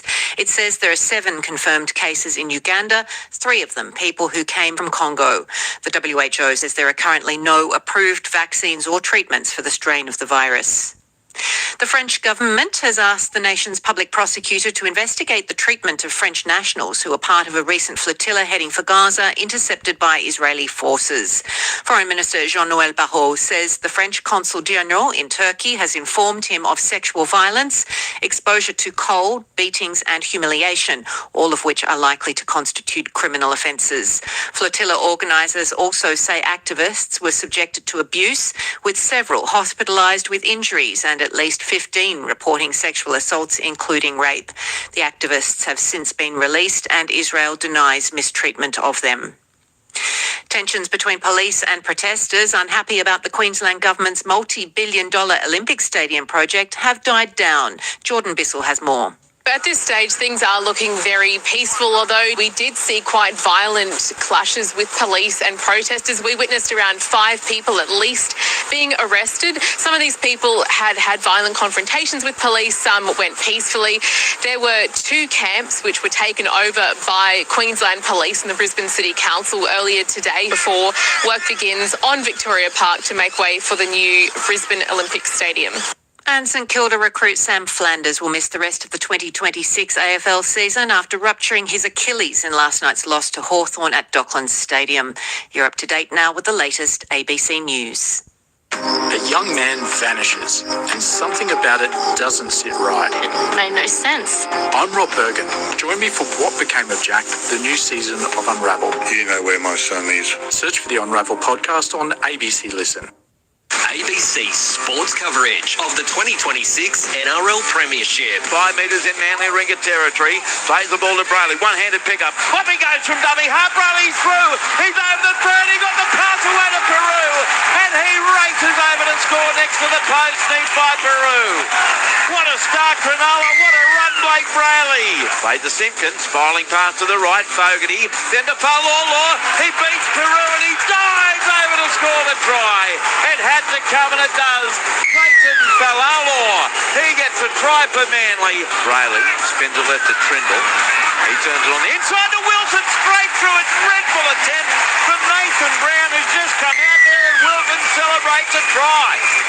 Boy, he made that look easy. Teague Wilson scores. He plays the ball now to Brayley, goes right Trindle, a little dink kick over the top. Flying through Mulatalo against Falala. Ball on the ground, picked up by the Sharkies, and Billy Burns gets the try. Falala wasn't up to it that time. Steps past one, he sends it away to Peru. Then to Teague Wilton looking for a double. Runs over the top of Garrick, and Wilton then got a pass away. Peru sends it right to Trindle. Kicks on here for Burns on the right wing, over the head of Hobblewadi. Burns is there again. Oh, brilliant try. Leo Hobblewadi had no idea where to go, and Billy Burns knew exactly where to go. Brilliant kick, brilliant try. ABC Sports coverage of the 2026 NRL Premiership. Yes, here at Shark Park, the start to round 13 of the NRL season. We're almost halfway through. Not only the game, but the entire season. And here it's 22 points to 4 in favour of Cronulla Sutherland over Manly Warringah. And that last 10 minutes before half-time is as dominant as I've seen the Sharkies all year with. Yeah, well, they played right through the middle of the field tonight, so far in the first 40. And they're doing a really good job, and they're just creating quick play the balls. The offloads are causing a little bit of drama to the Manly side as well. I feel like they just look pretty calm and patient at the moment, which I haven't really seen. They're either, a little bit sort of down and out, or they're sort of pushing and trying to sort of create a lot of things out of nothing at the moment. It's just happening for them because they're running hard, they're creating quick play the balls, and I reckon they can feel the energy of Manly as well. Yeah, so it's as low as we've seen them since. Yeah, I haven't seen Manly this low for a while. So, but you know what, you've got to put that down too as well. Obviously, the players that they've got out, big week at Origin, it's a tough one. And they've been up for a good long time now. After Kieran Foran took over, so it is all the Sharkies. John Gibbs is pacing down the western touchline. Perfect conditions, Jonty, and there should be plenty of points available in this second half. But do you share Louis' concern about where points are going to come from for the Seagulls? Absolutely. And what you said, Andrew, you're both, combined, you both hit it right on the head. They've been up for a long time. They've been riding a high. It's been an emotional couple of months and a few players out. And as I said before, that's one of the reasons they were looking to stay here. There's a few players busted and, they wanted to relax and couldn't get accommodation. So all of those things pointed to me sort of basically thinking, Manly should be able to beat them. But this, like that bogey I said before, Manly, Cronulla's not beaten Manly 4 times in a row. Well, I think they're going to overturn that. And the other one, that half-time deficit, that's incredible. It's over 10 years since a half-time deficit was overturned between these two clubs. Now, with this big lead at half-time, I can't see Manly doing it. And added to that, the Southwestern is just creeping up a bit, and it will be at the tail of Cronulla. So they've got everything made. We might have said that at half-time, though, in the Queensland-New South Wales game. Yes. But something dramatic is going to have to change for Manly to get out of this. All right, John T, back to you shortly. Reminder, we're on air from 2 p.m. tomorrow. Myself, Luke, and Michael Carianis will be at Western Sydney Stadium at Parramatta. At 3 o'clock, we'll go to Glenn Lauderdale, Hallertau and Bridget Murphy at Hunter Stadium. Newcastle taking on Parramatta. Then we'll call West's Tigers against Canterbury Bankstown. It's amazing, such is life in 2026. We're at Western Sydney Stadium 2 days in a row, and we're not calling Parramatta on any. And I just noticed that too when I was looking down. You got West Tigers and Parramatta in Newcastle. Correct. So it's Tigers Bulldogs tomorrow 5:30, and at 7:30 a massive game at Amy Park in Melbourne. The Storm against the Roosters with Ned Hall on rugby league debut with Ryan Hoffman and Ian Cohen. Then on Sunday we're on air from midday till 2 in the boardroom. Don't forget that, Luai. Yourself, Gibbsy and me. I did forget. Lucky you said that because I was going straight out to Para. Well, you would have been very lonely because at 2 o'clock we'll cross to Lang Park, Brisbane against St George Illawarra with Quentin Hull, Billy Moore and Zane Bojack. 4 o'clock, the game is at Canberra Stadium. Canberra against North Queensland. That's a big one with Brett Sprigg, Alan Tongue and James Sullivan. And then we'll bring it home with a top-of-the-table clash at 6:15, Penrith against the Warriors out there at Western Sydney Stadium, on air until 8:30 on Sunday night. Manly Warringah, first team back for the second half. Lou, is there anything you can do at half-time when you're getting well beaten and you know, as the players will well know, that their energy's a little down? No, not really. You sort of feel it. But you got to try and, you got to try something that's just out of the ordinary. Come up and find a little bit of energy. Look, a try can change that. With Manly, but I just feel like at the moment they just look too pedestrian in their attack. So, yeah, look, they're going to come up with some pretty special plays. I think it's got to be a little bit more individual for Manly to sort of turn that around. I'm in trouble with the Heifers. I called them up to listen to the 6 o'clock game without remembering there's only one game tonight. Macca from Forbes, we've all made that mistake. Now I'm getting screenshots of that Manly Cronulla game for Louis. Anything yet from Merv? Gibbsy, like to know what Foran is telling the rookie boys. Andrew with tongue firmly... I'll get it up in a sec, Louis. Andrew with tongue firmly planted in cheek. I see the halftime score is Newtown 22, Manly 4. As every scorer for the Sharkies has worn the magnificent royal blue jersey at some time in their career. John from Maroubra. Good on you, John. Now I'll get this up on the screen here a bit for you, Louis. 33-32 to Manly. I don't know how to make that any bigger. Here's the kickoff, meanwhile. And it's taken 6 metres out from the goal line. Kennedy feeds it left to Hazelton. And he's wrapped up 17 out from his own line. 12 in from the eastern touchline. Anything? No, it hasn't sparked. It's just the tries and the scoreline. Maybe because I didn't score that night, so maybe I don't remember it. Here's Ramian, 19 out from his own line. Brayley sends the ball away left edge. Talakai. He's tackled 24 out from his own goal line. Ball's going to be played now to Brayley. Centre field right to Colquhoun. He's upended by Jake and Ben Trebojevic and Brown. 30 out from the Cronulla Sutherland line. Played to Brayley. He goes left. Talakai. He's beating the first man. Can he offload? No. To his knees he goes. 12 short of halfway, courtesy of Brown. And to one other defender. Going a bit of a shove, Sherrod. And he's staying down CC for Talakai. 49 seconds gone second half. 22 for Sharks. He's holding these. Ball, not the football. What? The football. Well, there's only one of those. I don't think it's the football he's holding. I think he's suffered an injury in the old. How you going? Oh, yeah, there you go. Down to the touchline, John Gibbs. Oh, yeah, it's not good. I think he's going to come good. I think it could have been... could be groin. Yeah, well, it's in that area. It's certainly in the crown jewels. I think he's got an errant knee. I think he got his legs stretched apart, like doing splits. That's what it looked like. Yeah, I thought he was going to hyperflex and tear his quad. I think I've done that, Lou. You were there. Have you still got any visible signs of that, Jonty? I have. Here's Talakai playing it now. I cut through to Trindle and kicks it downfield. Caught by Clayton Falalor. 15 out from his own line. Heads over the 20 to the 30, and he's going to be wrapped up and actually shoved back 29 out from his own line. So a minute gone second half, and it's 22 points to 4. We'll certainly keep an eye on CC for Talakai and find out after the game whether his voice has gone up an octave or not. He's just looking a bit ginger jogging back on the side. Manly outside their 30, knowing they probably do need to score first. Garrick plays it. Comes left to Saab in centre field, but at half rat power. And he's driven back by Hazelton and Colquhoun. And Talakai right on the Manly 30-metre line is now the Seagulls. Edging downfield, but slowly. 10 short of halfway they are. Their first set of the second half, trailing 22 to 4. Simpkin dummy half went left to Brooks, went without it, just dropped it cold. So the first mistake in this second 40 comes from Manly, and Cronulla Sutherland will get a scrum feed. 5 metres in Manly territory. 2 gone second half. Cronulla Sutherland 22, Manly Warringah 4. They needed to do something first in this half, Louis, but that wasn't it. Yeah, no, it definitely wasn't. And the other thing is the Sharks are looking sharp, but even with their very first set coming out their own end, they're looking sharp. There's a couple of half breaks made, but this might be a big set for them this early in the second half. I reckon the Sharks should nearly go in here. Greg from Janali says, I live near Luke Lewis. I love Luke. Born at Manly, born and bred, go Manly. Here's the Sharkies now from the scrum. Win 10 metres in Manly territory as Peru plays, and it comes right now to Talakai. He beat the first tackle of Simpkins, and now held on to by Benro BK15, I think attempting a one-on-one steal, but unsuccessfully so.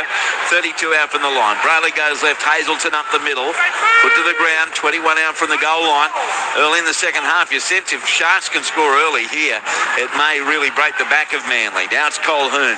He's caught 12 metres out from the Manly line in front of the northern post. Couple of tackles left here for the Sharks. Brayley darts to his right, sends it away that way to Trindle, back on the inside to Burns. He's upended, 7 out from the goal line. Last tackle, Cronulla Sutherland. Trindle set to the left. Brayley finds him. From 10 out, puts in a stab kick. Talakai chasing, but it's too deep. That's his first poor kick. Over the dead ball line. 20-metre tap. 7 tackles set for Manly. 3 minutes 20 gone second half. And it remains 22 points to 4 in favour of Cronulla. Saab takes the tap and quickly upended on his own 30. Yeah, it's funny. As soon as he kicked that ball, Trindle, he knew straight away that he got the weight way too strong and too heavy on his foot and goes dead. But he's a nice little play from Manly. That's what they need to do. They need to ask a few more questions out wide, I reckon. That was the old inside-outside centre. Ruben Garrick ran all the way from right to left. He's been tackled late and earns a penalty as he linked up with the other centre, Josh Felaherty. So a penalty goes to Manly Warringah. Penalty's now 3-2 to the Sharks. Garrick's down, 33 out from his own line before an official crowd of 10,793. So short of a sellout, 10,793. There are plenty of gaps on that northern hill.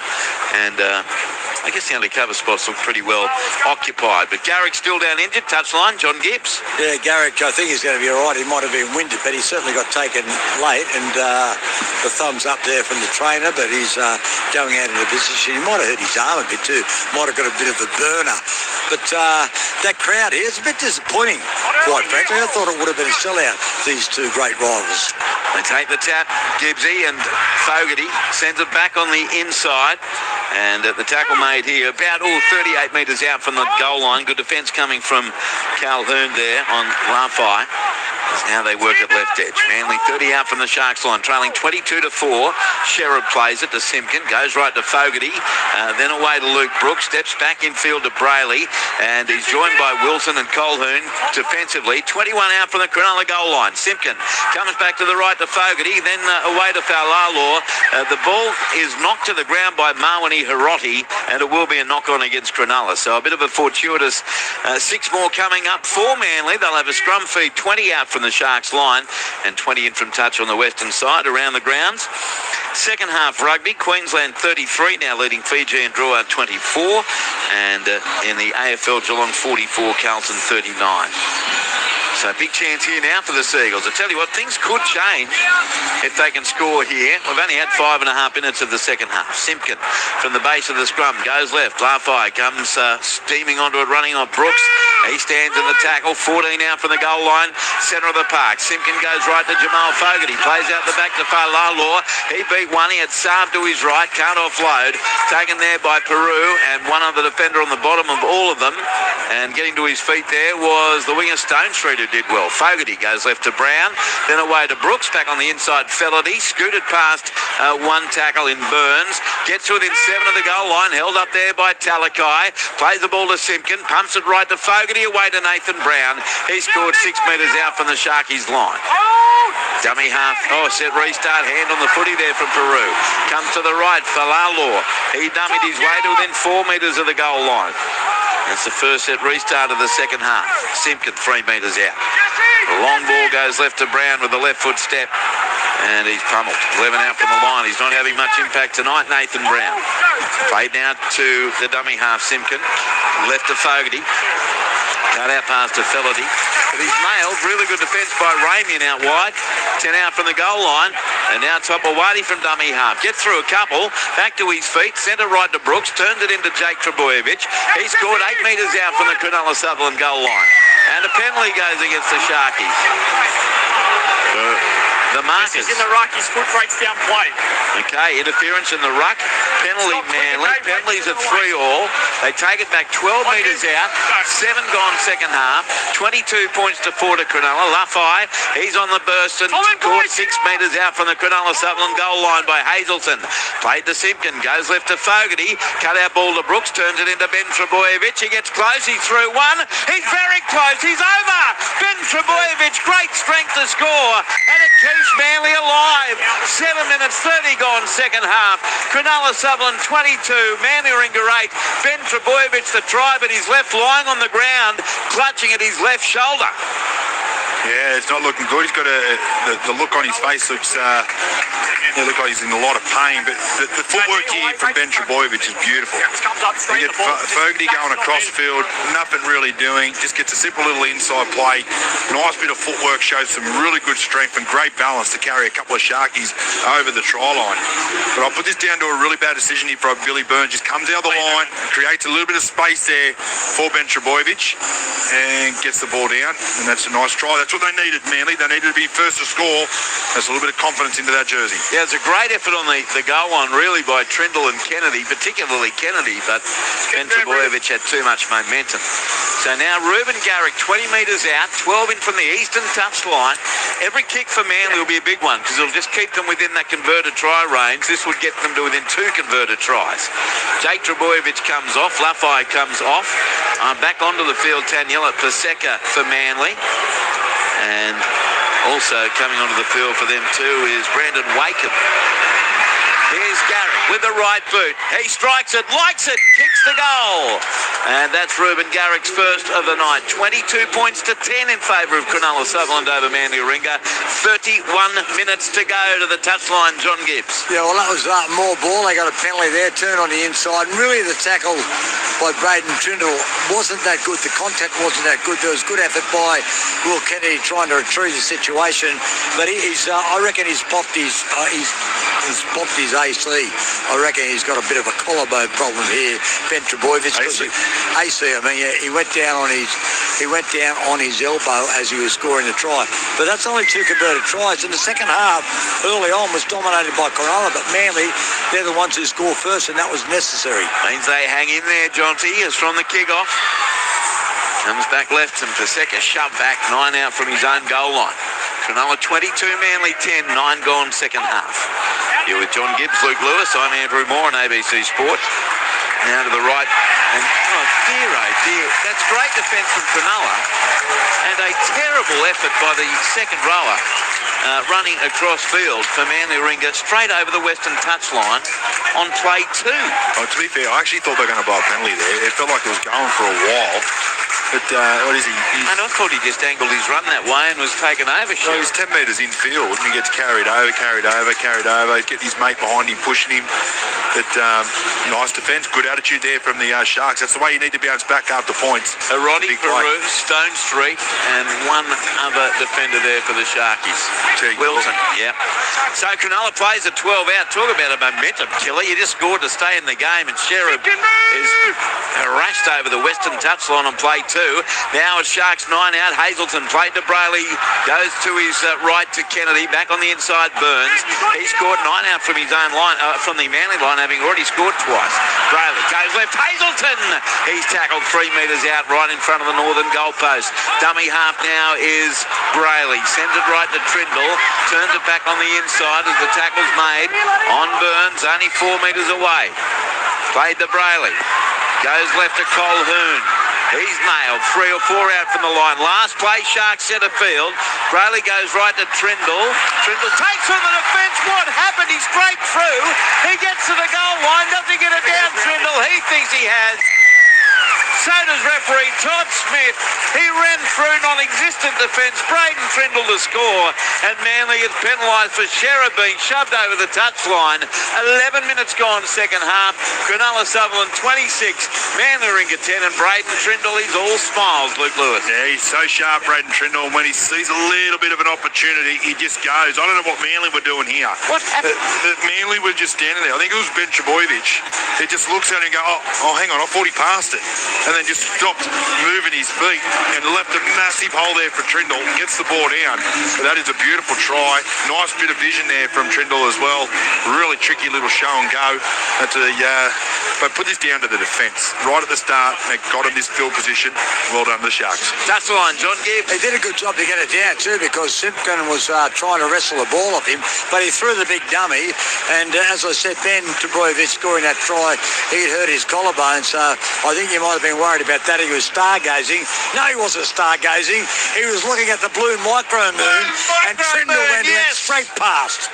He was moon munching. Here's the kick from Trindle.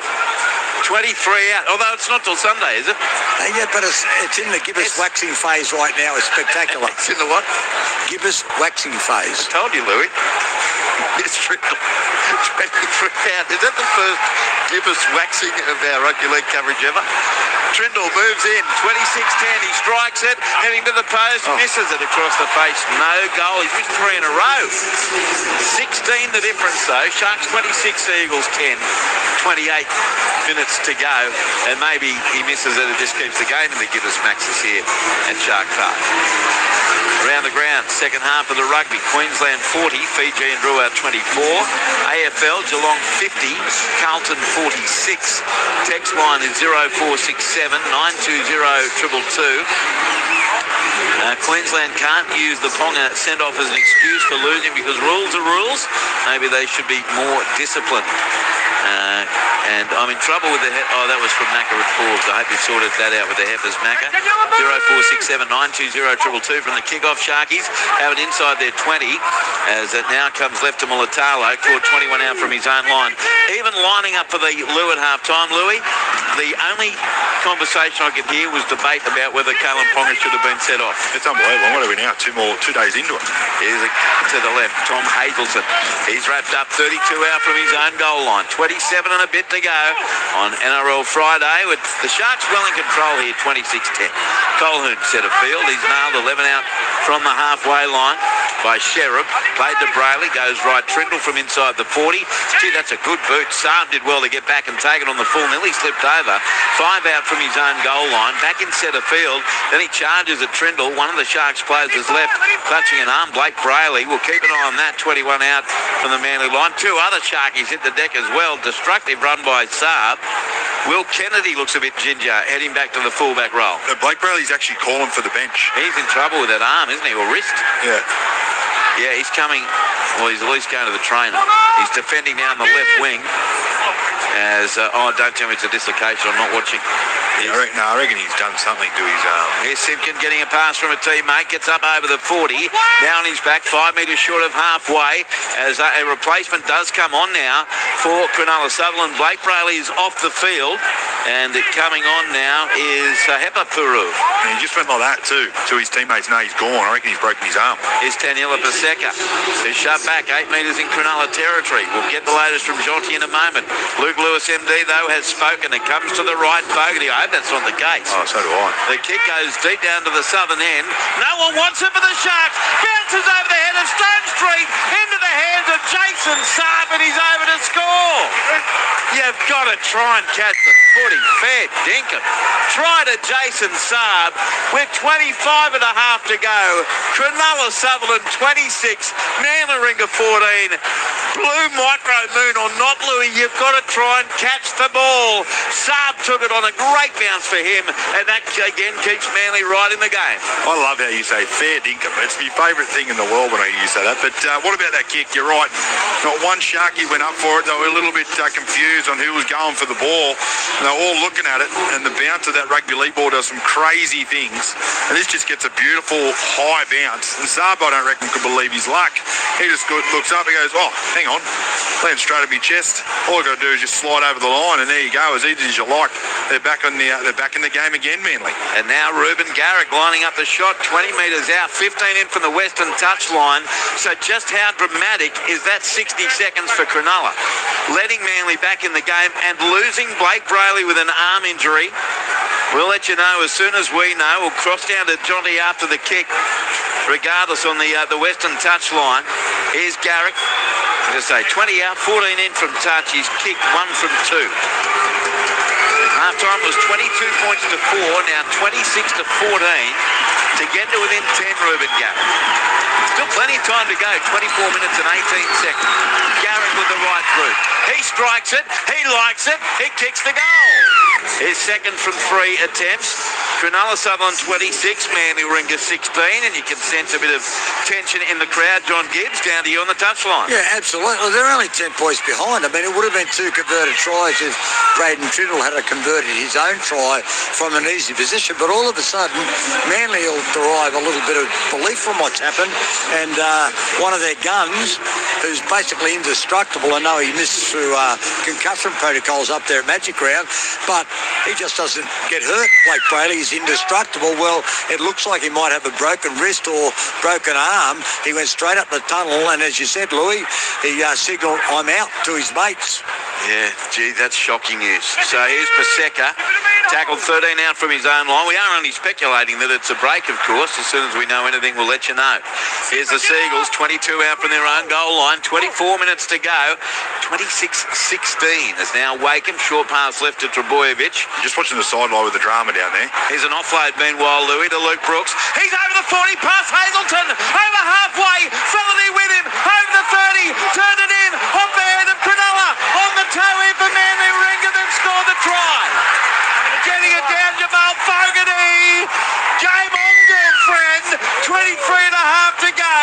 Cronulla Sutherland 26, Manly 20. The break from Brooks. The ball touched by Cronulla. Following it through Fogarty. 6-point game.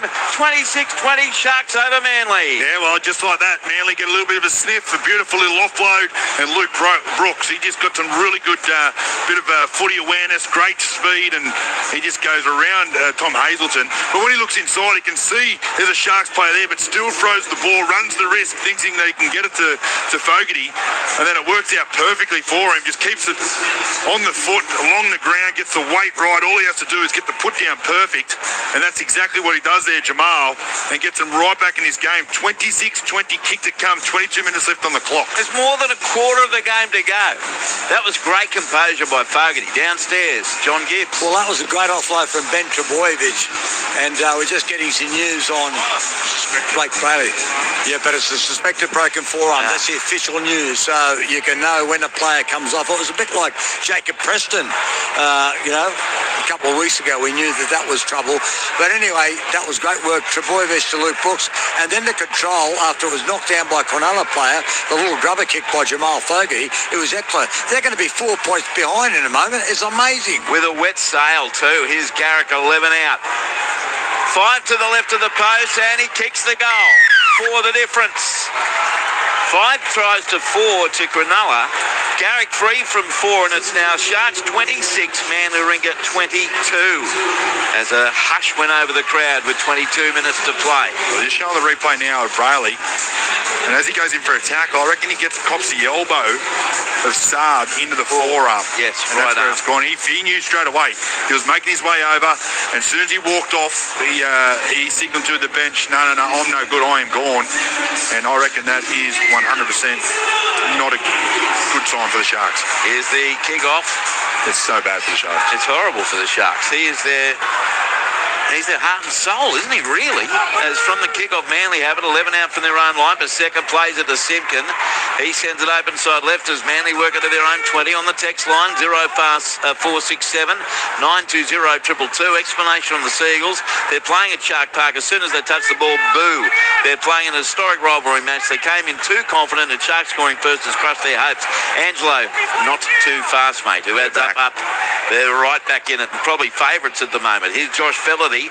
He moves to the open side of the paddock, and the ball on the ground, and it's knocked on by Fellerty. It was good work defensively from Hazelton, among others, and it's going to be a challenge here for Manly Warringah. Let's have a listen to Todd Smith. Yeah, right. Captain's challenge for Manly. On-field rulings are knock on. Manly challenging. There you go. This is going to be interesting because they all ran over and asked, did he drop it on? Do you feel like it got raked out? Let's have a look now. There is Sharks' hands on it. And Tom Hazelton's just looking to lock the ball up. It's a loose carry from Josh. Just need the direction the ball travels after the ball comes out.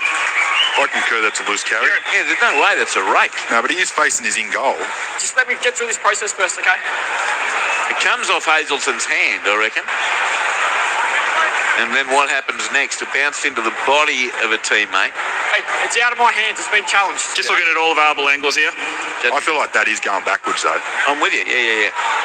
Just depends if Manly actually touched the ball. It has come off Simpkins. Hazelton's hand. Yeah, he knocks it out. So it's gone forward off Hazelton. He's After losing the ball travels forward, which is a knock on. The challenge is unsuccessful. Where was it travel forward?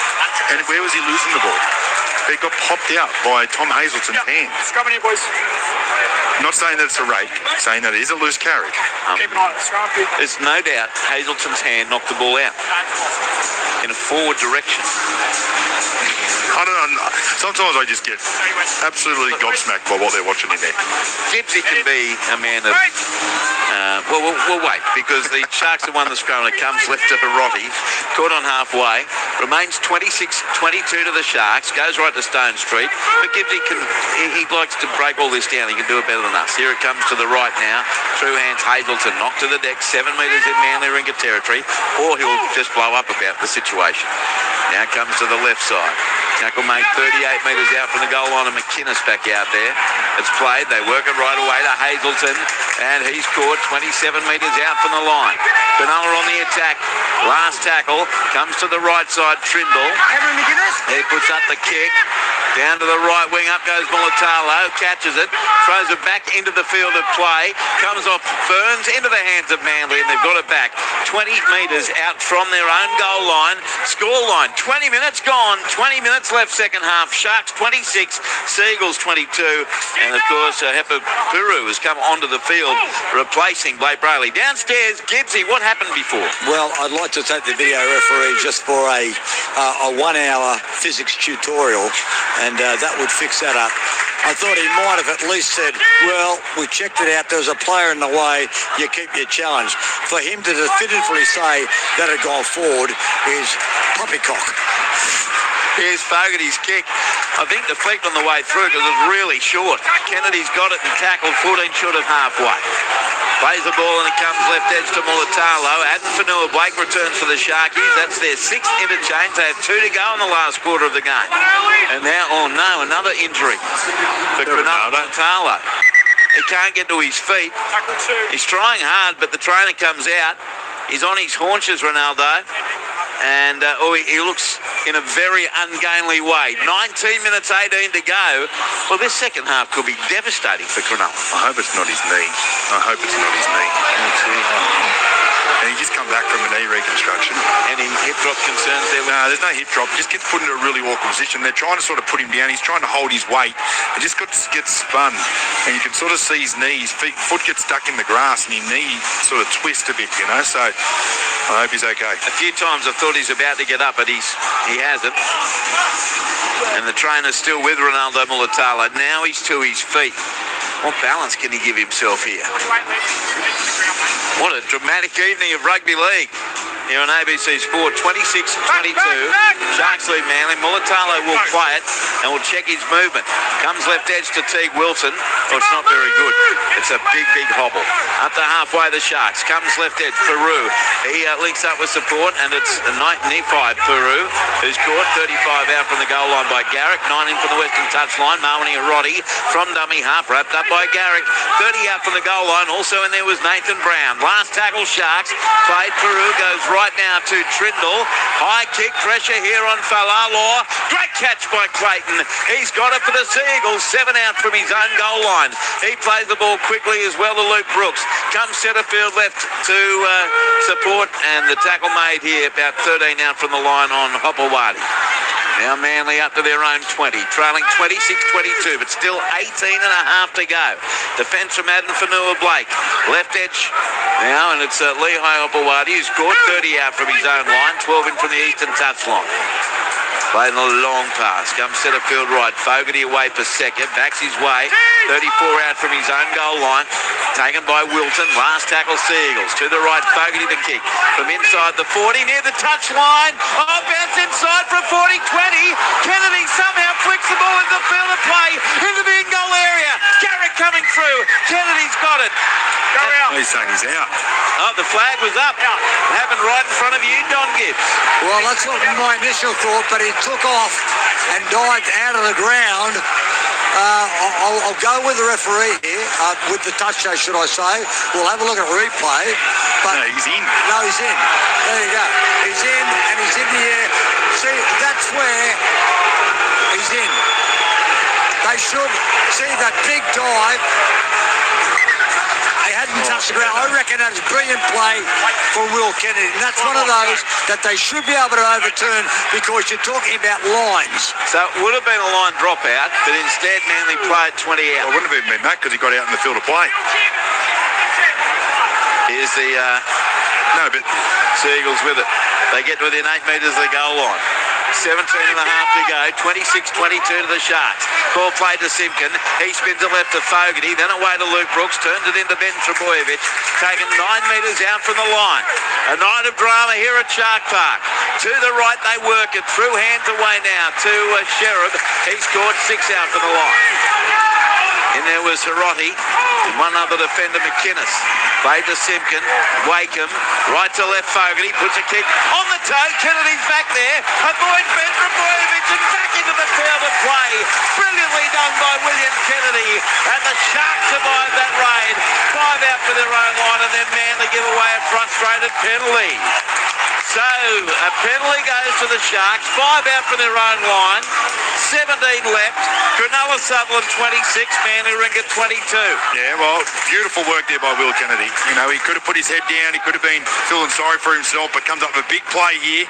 Gets a nice little kick off the ground, turns around, breaks out of a tackle and gets back in the in-goal, fights for a quick play of the ball, and then all of a sudden gets a penalty. And here the Sharks are now kicking upfield. They're going to be getting out of their own end nice and easy. Yeah, it was Jamal Fogarty giving away the penalty in the wrestle. Gave a bit of a shove there on Kennedy late. Now the Sharks 33 out from their own goal line. What a game. 26-22 Cronulla leads. They've been on top all day as now McInnes is monstered back. 32 out from his own goal line. Plays at centre field. The Peru goes left centre field to Fanua Blake. Wrapped up 8 short of halfway. The defence from Simpkins and also in there was Jake Trebojevic. One-handed pick up now by Hepa Peru. He scored 6 metres in Manly Ringer territory. He plays it now. Sharks on the attack. To the left it goes. And Nephi Peru got the ball away back to Colhoun. He's tackled centre field. 8 metres in Manly Ringer territory. Last play Sharks. Off the boot of Trindle from 41 metres out. Down to the left wing it goes of Lehigh Opawati. He takes it low to the ground. Good catch under pressure from Mulatalo. And Billy Burns 11 out from his own goal line. Now Manly Ringer spread it to the right. Clayton Falolo. He's wrapped up 16 out from his own goal line. Plays it. They go left to right. Felity. He linked up with support, but the defence is too good. Swarming effort from Wilton. And Nephi Peru as well.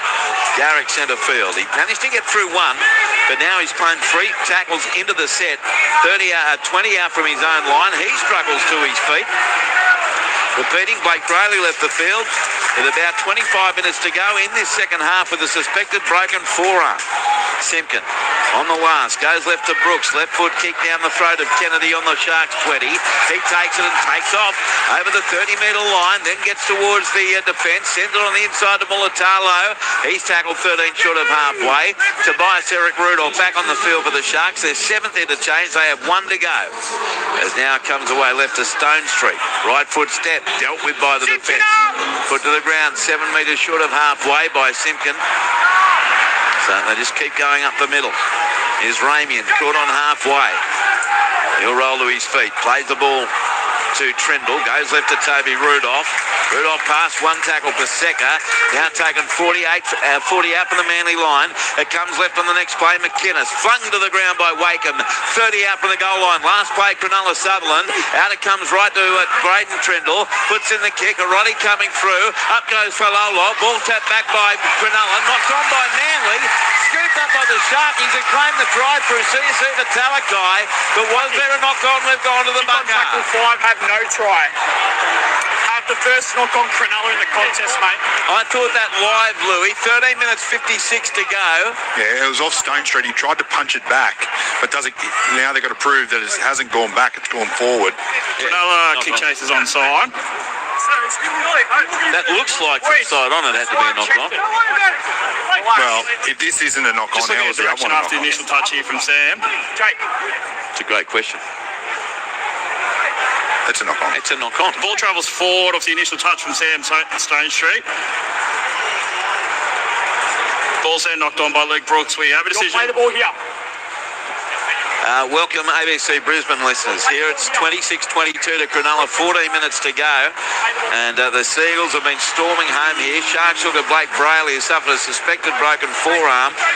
It's 5 tries to 4 to Cronulla, but they led 22-4 at the break. 22-10, 26-10, and since then Manly scored 2 tries in 2.5 minutes to Jason Saab and Jamal Fogarty to get right back in the game. Manly has it 15 out from their own goal line with 14 minutes to play. Simpkin at dummy half. He goes left to Lehigh Hopewadi, and he's wrapped up 19 out from his own line.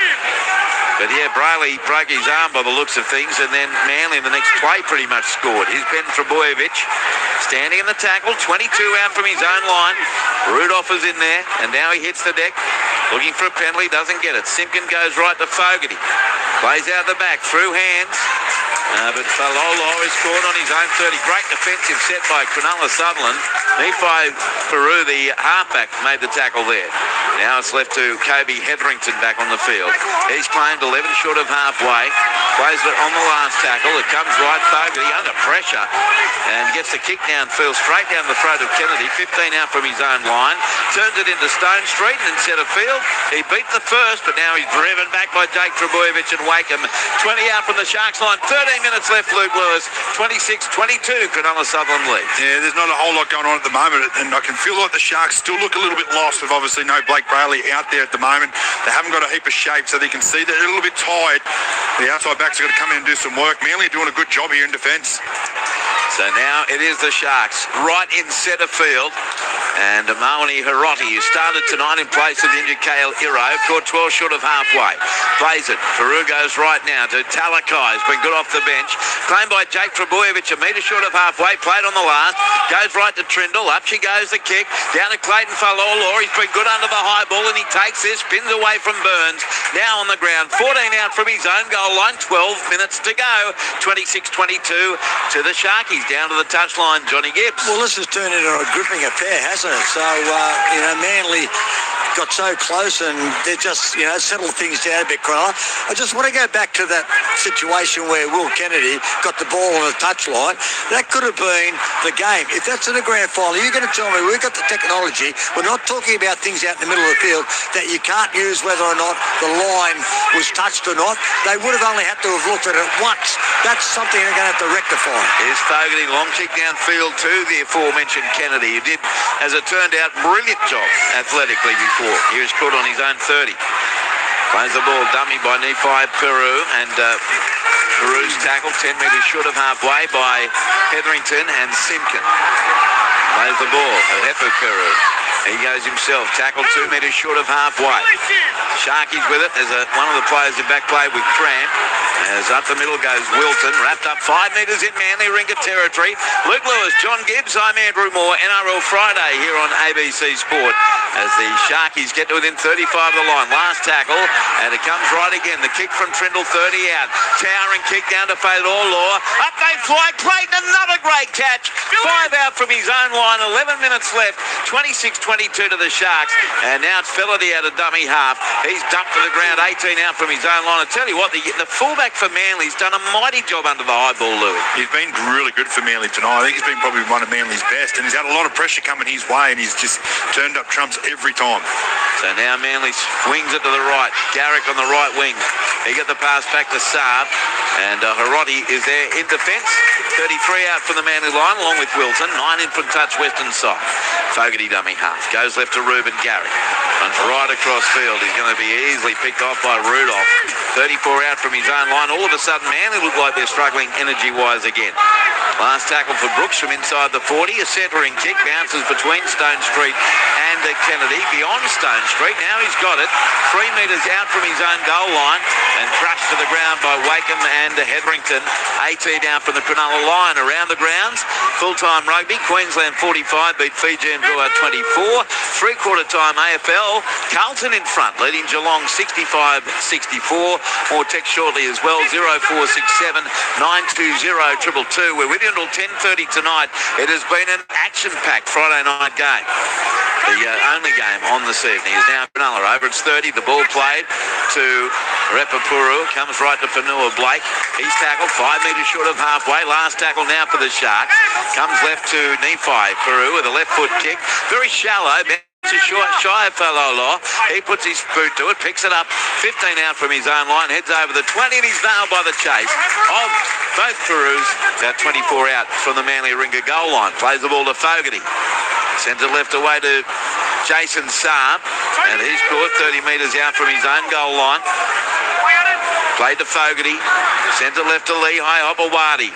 Tackle 12 short of halfway. 9 minutes left in this thriller here at Shark Park. Ball's played, comes to the right, through hands to Garrick. Garrick got a ball away to Saab, but he's wrapped up and pushed over the touchline. Brilliant job, Sam. Stone Street. Not a great bit of ball work from Garrick. Saab had nowhere to go, but Stone Street nailed him. And it's going to be a Cronulla Sutherland play the ball, 3 metres in Manly territory with 8.5 to go. Sharks 26, Seagulls 22. Yeah, that was a bit of ugly play there from Manly. Ruben Garrick skipping over, not really leaving much room for Saab, and the Stone Street just gets a really nice full body contact on him and just slides him straight over into the touchline. But I tell you why it's evened up again. Both sides are looking a little bit fatigued, but there's been no set restarts. That's why it's just been end to end, set for set. So now the Sharkies centre field. Rudolph tackled 40 metres out from the goal line. Speedy recovery. Blake was very good out of dummy half, but he came on Origin. One will be missed as Magpie Pete. 0467 920 222. Good to hear Johnny Gibbs waxing lyrical tonight from Tractor from Wishart. Trindle sends it on the inside to Burns. Good defence from Simpkin in the first instance, and Ben Trebojevic. He stands in the tackle though. 23 out from the goal line. Sharks up by 6. It comes to the left through hands. Nephi Peru away to Wilton. Runs into Fogarty, tackled. Bountiful 14 out from the goal line. Last play Sharkies. Can they get a repeat set? And Hepu Peru goes left to Nephi Peru. And he's tackled 5 out. Changeover, and no worries there for the Sharks. They'd much rather Manly travel 95 metres. 26-22 Cronulla leads as it comes left to Saab, and they look like at the moment they're struggling. Here's a lost ball by Saab and a knock on. That was really poor play from the veteran. Cronulla will get the scrum feed 10 out. I was just saying, John Gibbs, they look like that energy that they had for about 10 minutes midway through this half has evaporated. Yeah, there's no doubt about that, and it was poor work by a couple of the experienced blokes. Originally, it was Ruben Garrick that gave a poor pass to Jason Saab, gave him no hope, and Sam Stone Street and a couple of others were able to put him over the touchline. Then Jason Saab all by himself has mucked that one up. So I really think that Cronulla are going to score here and they'll wrap up the game. Well, they do win the scrum, and it comes to the left. And Nephi Peru got it away to Mawani Hiroti. He stands in the tackle of Simpkin. Fogarty and one other 10 out, and they shove him to the deck, giving the Sharkies a set restart. Out of the right, Trindle. Centre field, McInnes. He's tackled 10 out from the goal line. 6 minutes to play. Cronulla Sutherland 26, Manly Ringer 22. Now they work it right to Fanua Blake. Runs into Ben Trebojevic and Jake Trebojevic and Brooks. 2 or 3 metres out from the goal line. Still moving, Fanua Blake. Plays it now. They work it left, Trindle. Back on the inside to Toby Rudolph. He's nailed only 2 metres out from the goal line by Hetherington. It's played to Epupuru. Goes left to Trindle, away to Wilton. Teague Wilton's already scored a try tonight, the second of the evening. But here he's claimed 3 metres out from the line. Now Peru dummy half. Goes left to Trindle on the short side. Dummies goes himself but nailed. 3 metres away. Last tackle, northwest corner. Who wants the footy here for the Sharks? It's with Nephi Peru. Left foot crossfield kick, well weighted. Up they go. The ball's dropped by Manly Ringer, and it's a penalty to the Sharkies. a knock-on as well, but it's a penalty for Luke Brooks, they scored. So Luke Brooks penalised for interfering with one of the Cronulla chasers. Penalty to the Sharks. Penalties are 5-3 to Cronulla Sutherland, and the chance here to kill the clock, get 2 points and go out by 6 with exactly 5 minutes to play, and that's what they'll do. Cronulla take a shot for goal. Yeah, you sort of have to. Where they are at the moment with the time that's left on the clock, you don't want to risk, if they do get a little bit of field position and do score a try, and they can kick the goal and beat you. So it's a smart play. It looks like Marini Hirotti's now taken the goal kicking. Trindle's given it up because he's had a few misses. 3 in a row. But I reckon the Manly side, we're going for a short kick-off, definitely towards Saab. Okay, we've got the tactic. Touchline, John Gibbs. Yeah, that's going to be a handy 2 points, and you can only, one day goals get missed, but not easy ones at this level. But that's where Braden Trindle just near where he missed the conversion of his own try before, so he's obviously got the hippie shakes. He doesn't want to take it. He said, here, Marwenny, you put us 6 points ahead, but they've got, win, lose or draw, they've got an awful fright in the second half, Cronulla. I don't know what is Marweni Hirotti. 13 metres out, 5 to the right of the post to put them up by 6. Clock ticking, 3 minutes 56 to play. Here's Hirotti, right foot kicker. Trindle landed 3 from 6. And like we say, is 3 in a row. Hirotti strikes it, likes it, kicks the goal. So it is a 6-point game. 28-22 in favour of Cronulla Sutherland over Manly Warringah. On the text line, 0467 920 222. Brett says, I can't keep doing these right to the death games, night in, night out. Early starts, late nights, absolutely killing me. Go the Seagulls, says Brett Keek. Good night, boys. I'll be with you tomorrow. Oh, Brett, you're missing it. Here's the kick. It's a short one, but it's a shocking kick. It's out on the full. It's taken by Marweni Hirotti with 1 foot over the touchline. That was an awful kick from Ruben Garrick. So a penalty goes to the Sharkies, right in the centre of halfway. Oh, it's contestable, so he's ruling it play the ball. No penalty. Either way, Sharks get the footy. That wasn't even close from Ruben Garrick. No, he rushed it. He rushed everything there. They still have a couple minutes on the clock to get it right. If they get the footy back, they would have had 2 clear sets. Correct. Manly. Now it's McInnes. Now they might only get 1. McInnes is tackled, 6 short of halfway.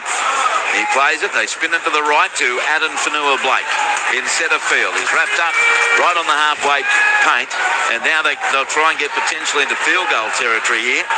And so Hepu Puru sends the ball away right edge. Cronulla, 10 metres in Manly territory. Rudolph plays it. Puru goes to his left to Fanua-Blake. Wrapped up 35 metres out from the Manly Warringah goal line. Sharks 28, Seagulls 22, 2.5 to go. As Nephi Puru sends the ball on the inside to Wilton. He's playing 30 out. Last play here. Trindle's calling forward to the right. Hepu Puru goes to him, and he puts it up instead from 30 metres out. Clayton Falolo in with the catch. He's got it for Manly, 17 out from his own line, but this might be the last hurrah with a tick over 2 minutes to go. If they've got the energy to go all the way downtown. Fogarty goes left to Garrick, but he's knocked off easily by Rudolph. 19 out from his own line, centre field. Play to Simpkin. Sends it left now, Paseka. Score 27 out from his own line. We see it again, what we saw on Wednesday night. Oh, no, will we? Fogarty goes to his right. Oh, maybe. It goes away to Palolo. Cut out ball to Saab, but he had to go back for it. He's over the touchline again, and Manly cannot get out of their own way. Saab hurls the ball away. He's had a very disappointing last few minutes. Now push and shove between he and Billy Burns. 90 seconds to go. Cronulla Sutherland 28, Manly Warringah 22. It won't be the same, Louis. You know why? Game, set, bingo. Cronulla's going to win. Yep, Sharkies will win. I feel like they always had it in control, but there's still like a minute 28 in the clock, and it's going to find it very hard here for the Manly side to get some points. But beautiful defence there by Stone Street. Comes up one-on-one with Saab, uses his shoulder, ball and all tackle, and drives him over the sideline. He's had a couple of good hits. He has. I just would have liked to see, when Manly made the break, just take off into the hole instead of trying to finesse their way around the Sharks and then make some decisions in the backfield. But not to be. And great defence and great scramble there by the Sharkies. Strummel packet halfway, touchline, John Gibbs. Well, it hasn't been really good, has it, from Jason Saab and Ruben Garrick the last 5 minutes or so. Just something on that kickoff. The ball, Sam Stonestreet had his foot on the line. I thought it was only from line dropouts that it was contestable. Wouldn't that be a penalty? And I didn't think it was contestable anyway. But wouldn't it be a penalty? Oh, yes, I'm with you. Can we someone check that out? I'm not sure whether they changed the rules, which they may have, and I know we can't keep on top of everything. We try to, but I thought that was just a penalty. All right, well, I'm going to leave it with you and Ralphie down there, Jonty, after you got a busy time coming up, I know, with the on-field reaction. Sharkies are going to win it. They've got it from the restart. 8 metres in Manly territory. Hepu Puru plays at dummy half. Spins it left to Adam Fanua-Blake. Tackled 36 metres out from the Manly goal line. It's very slow to his feet now, Fanua-Blake. Plays it. They work it right to Trindle. On the inside to Burns. He gets to within 29 of the line. Put to the ground by Simpkin and Ben Trebojevic and Brandon Wakeham. Played now to Hepu Puru. Goes left to McInnes, centre field. And he's playing ball and all, 25 out from the line. Last play, 43 seconds to go. Hepu Puru goes right to Trindle. There's another up and under. Down to the left wing, Lehigh Opawati the catch. He must stay in the field to play. He's being shoved back in goal. Looked like a rugby scrum. Braden Trindle was in there. Ronaldo Mulatalo, Billy Burns and Jesse Raymond, and they shove him in goal. 22 seconds to go. Short line drop out from Brooks. They've got to get the footy back. It's a cross field. It might be worse than the kick-off from Garrick. That is one of the worst I've ever seen from Luke Brooks. It was hopeless. It bounced a metre out from the goal line and spun back over his own dead ball line. Do that again, I dare you. There's no way you could try and do that. End of the game. Cronulla Sutherland wins 28-22. 28-22 over Manly Ringa, who will feel like after being out of the game seemingly at half-time, they had their chances in the second half. And it's a chance for the crowd here to sing up Cronulla.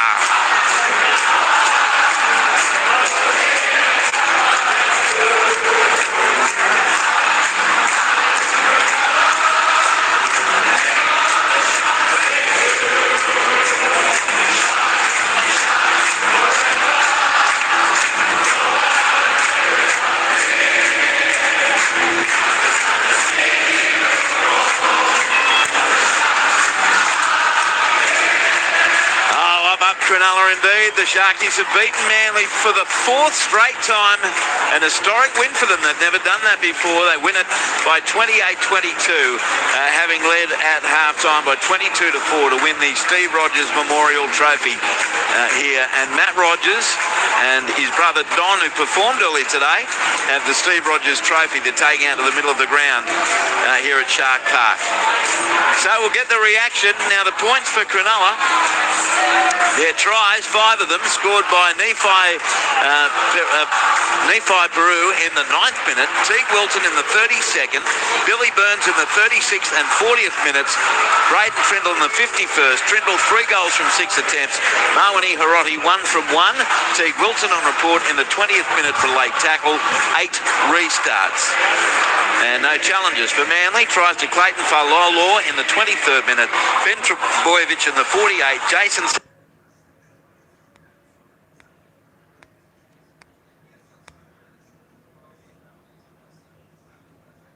93. The penalties by my tally, 9-3. Oh no, 4-3 in favour of Cronulla Sutherland over Manly. It was 22 points to 4 at half-time to the Sharks, who go on to win 28-22. And I think given the full 80 minutes, Louis, the better team on the night won. Yeah, definitely. I feel like the Sharks always had it in the bag, always had it in control. They didn't look really that stressed out, but yeah, I think that it's come with a bit of a cost. I think that Blake Brayley loss is going to be so big for the Sharks. They did look a little bit lost when he went off the field as well, but they hung in there, they got the job done, so they'll be happy with that. Manly, look, they'll be happy that they come back and got back into the game, considering the scoreline at half-time, but they'll be disappointed that they lost, but I reckon it's purely because a couple of injuries, pretty big ones, and obviously Origin played a bit of a part of that as well.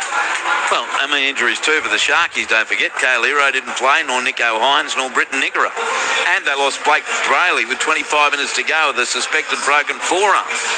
So we'll get post-game reaction shortly. We're with you until 10:30. You can continue texting in on 0467 920 222. 0467 920 222.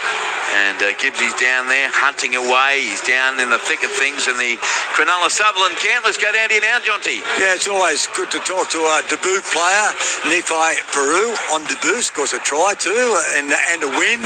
Got a bit scary there for a while, Nephi. Obviously, been here for 4 years now, so I know the system inside and out. The boys around me put their trust in me, and I trust them, and yeah, made my job a lot easier. It's probably one of the hardest games I've ever played, but I enjoyed it, and I'll soak that up forever.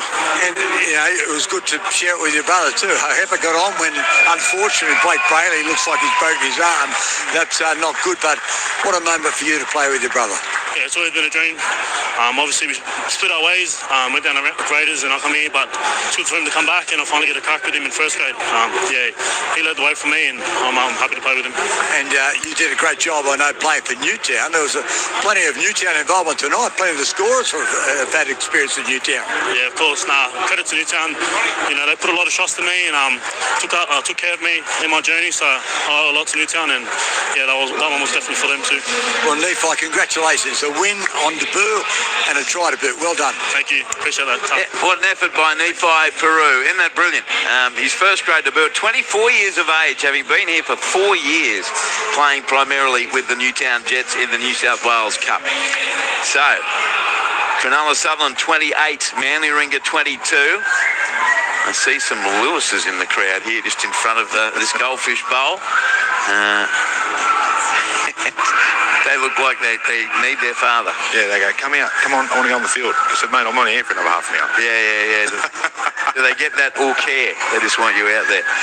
So, more reaction to come as the trophy handed by Don and Matt Rogers over to the Sharkies, Cameron McInnes.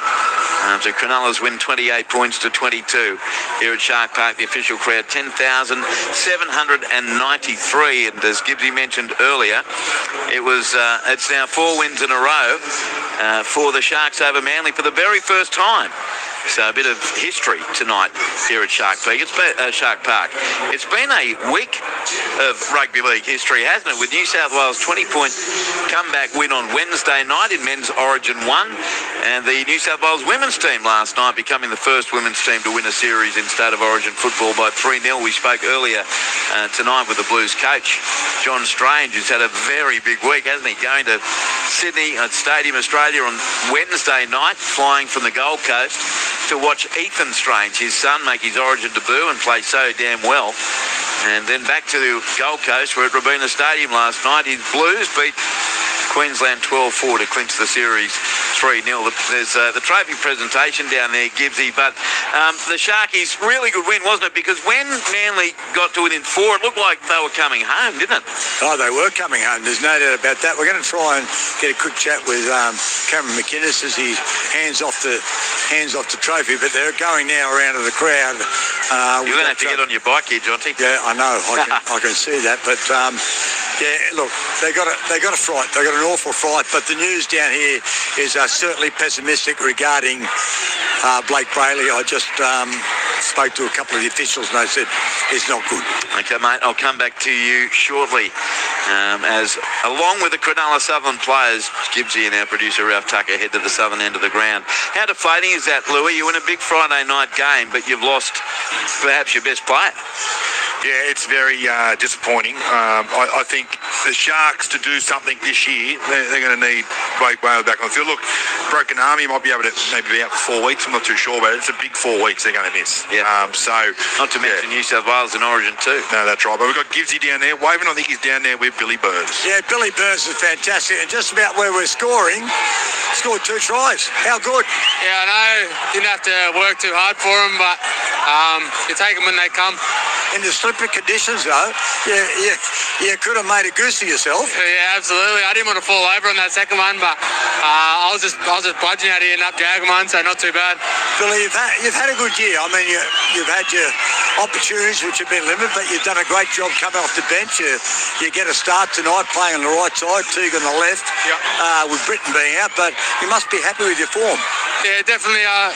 Fitzy's shown good faith in me this year, even if it's not starting off the bench. So it's good to repay that and put in a good team performance and get the win here at home. 22-4 at half-time. You must have thought you were home, but they got awful. They got 4 points and they were on a roll. What were you thinking?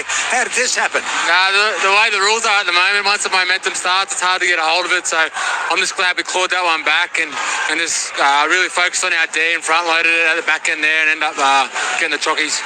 And bad news, you mightn't have caught up with it. It looks as though he's got a broken forearm, Blake Bailey, so it's devastating.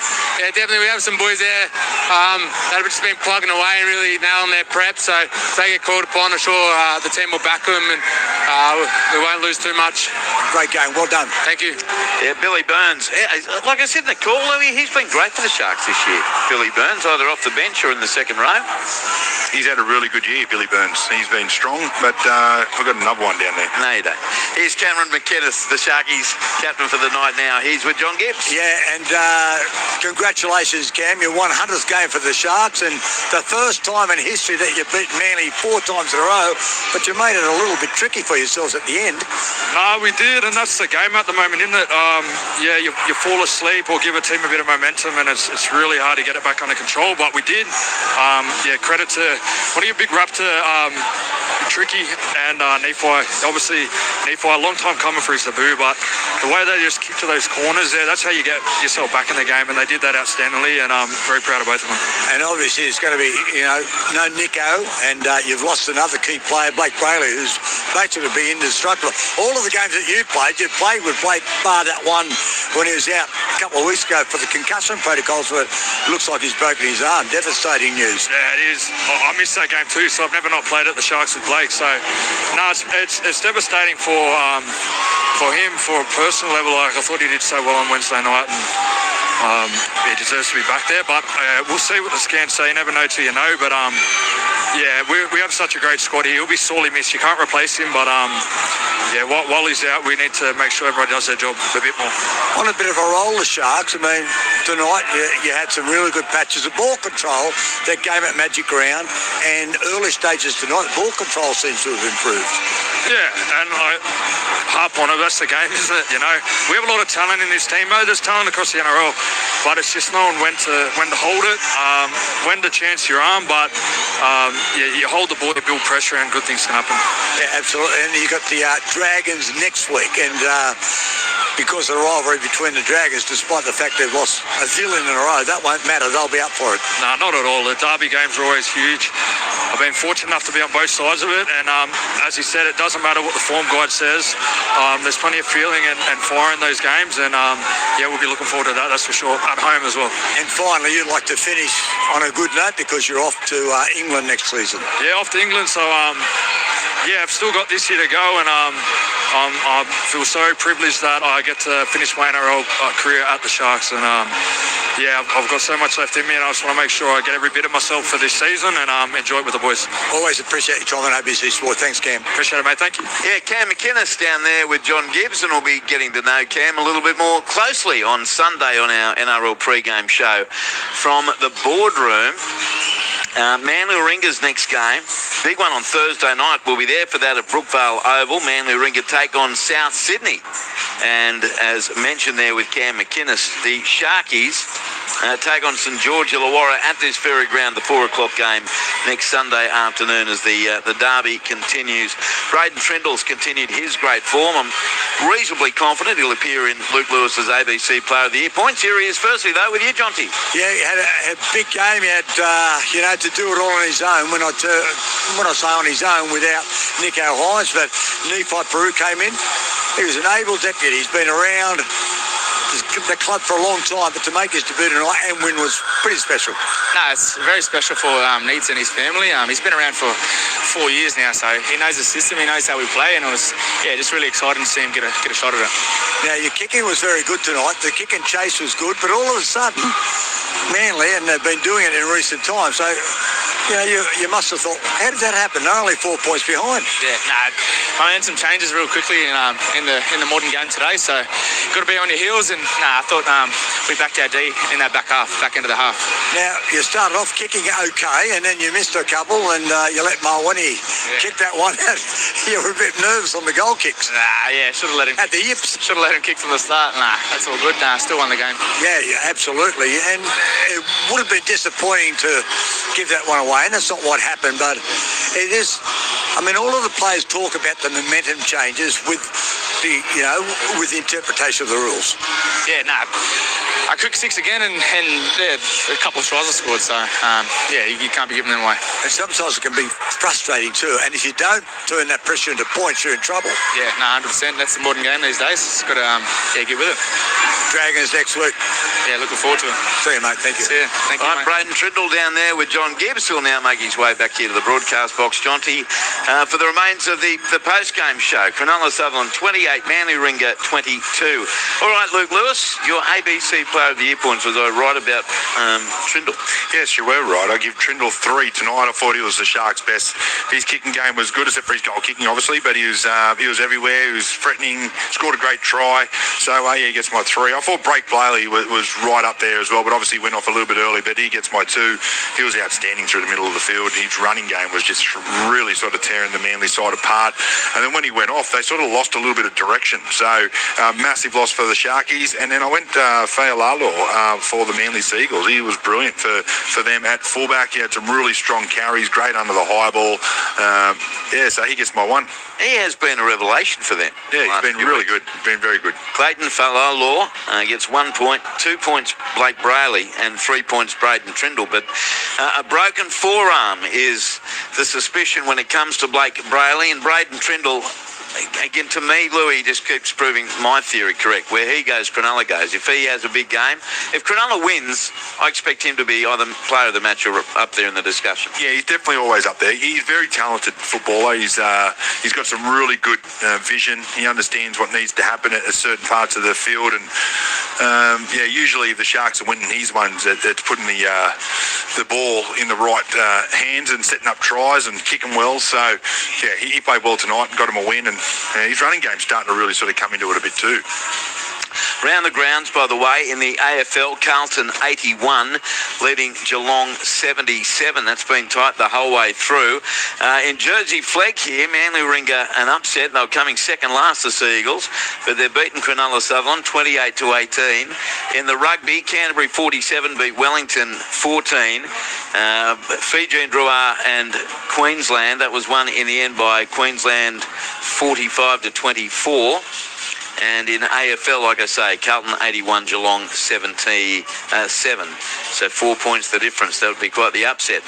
On the text line, 0467 920 222.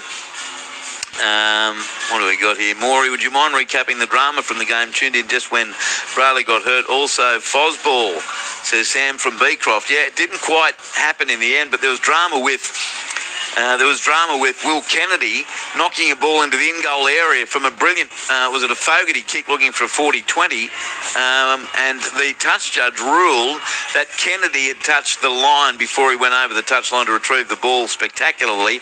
Well, the replay, that was actually pretty clear, Louis, wasn't it? It was very clear. He was in, and you know what, from up here, you could sort of see that he wasn't. I don't understand how the touch judge get that wrong. He's got one job. Literally make sure that no one touches the sideline. The ball goes out where it goes out. Put your flag up when it needs to go up. And then he puts his flag up just to get involved. I don't understand how you can get that wrong. But it was clearly in, and then he got out of the in-goals as well. And it should have been Sharks' ball 5 metres out. It could have turned the whole game. On the text line, 0467 920 222. Peter at Cairns, good evening. All coming home with a wet sail. I'd say 140 horsepower outboard motor. Great call. Thanks. Good on you, Pete. Will Jonty's octopus change colour with the blue moon? Yes. Question from Ian. Okay, that's a yes from Luke Lewis. Dave says, Jonty with his poppycock, Maury with his game-on girlfriend, and Louis with his dictionary. Could a call be more entertaining? Love your work, team. Thank you, Dave. 0467 920 222. Be nice to be funny when we actually mean it.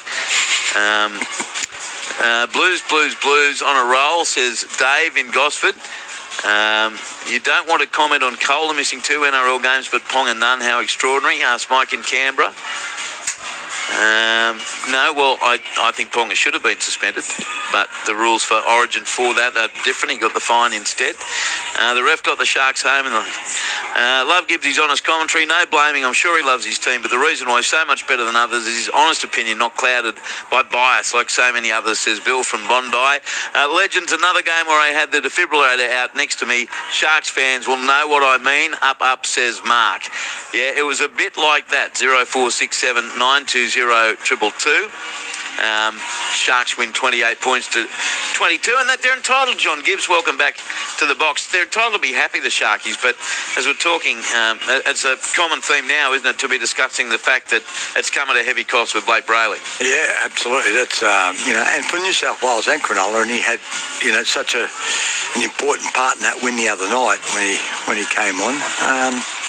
It was an incredible. It was going to be a boring game, and then it was gripping, and then when Manly got close, it was as if they got nervous or something, and nothing happened. And seriously, there was some bad mistakes from experienced players, Ruben Garrick and Jason Saab. They came up with 3 or 4 errors in about 5 minutes, and it was pretty hard to comprehend. And just on that kickoff, apparently it's exactly the same as a line dropout, if it's contestable or whatever, but was that contestable? How's that contestable? Well, but you see that from line dropouts as well. But I would have thought if you take, if you take a short kick off, anyway, that's the rule. So they got it right. I agree with you, but the word contestable might need to have to go out the window. That was not contestable. Some of the line dropouts, as you say, Jonty, they are not contestable. When a ball is kicked, anyway, but I understand. When a ball is kicked 20 metres and is over the touchline on the full, that is not contestable. No, it was.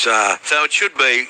Back to what we were saying, should have been a penalty on half. It was interesting, but the other one, which was right in front of me, and I think one replay showed that Will Kennedy had done a remarkable job trying to stop the 40-20. He had flown through the air and knocked the ball back in field.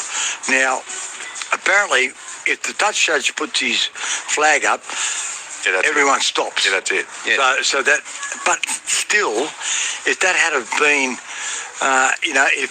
if man, it creates problems. It does, but that's what touch judges have always done. Flag up. I understand that. It was just a horrible call. But they can be overturned. That can't be overturned. No, in other situations it can be. So it could be embarrassing for all concerned.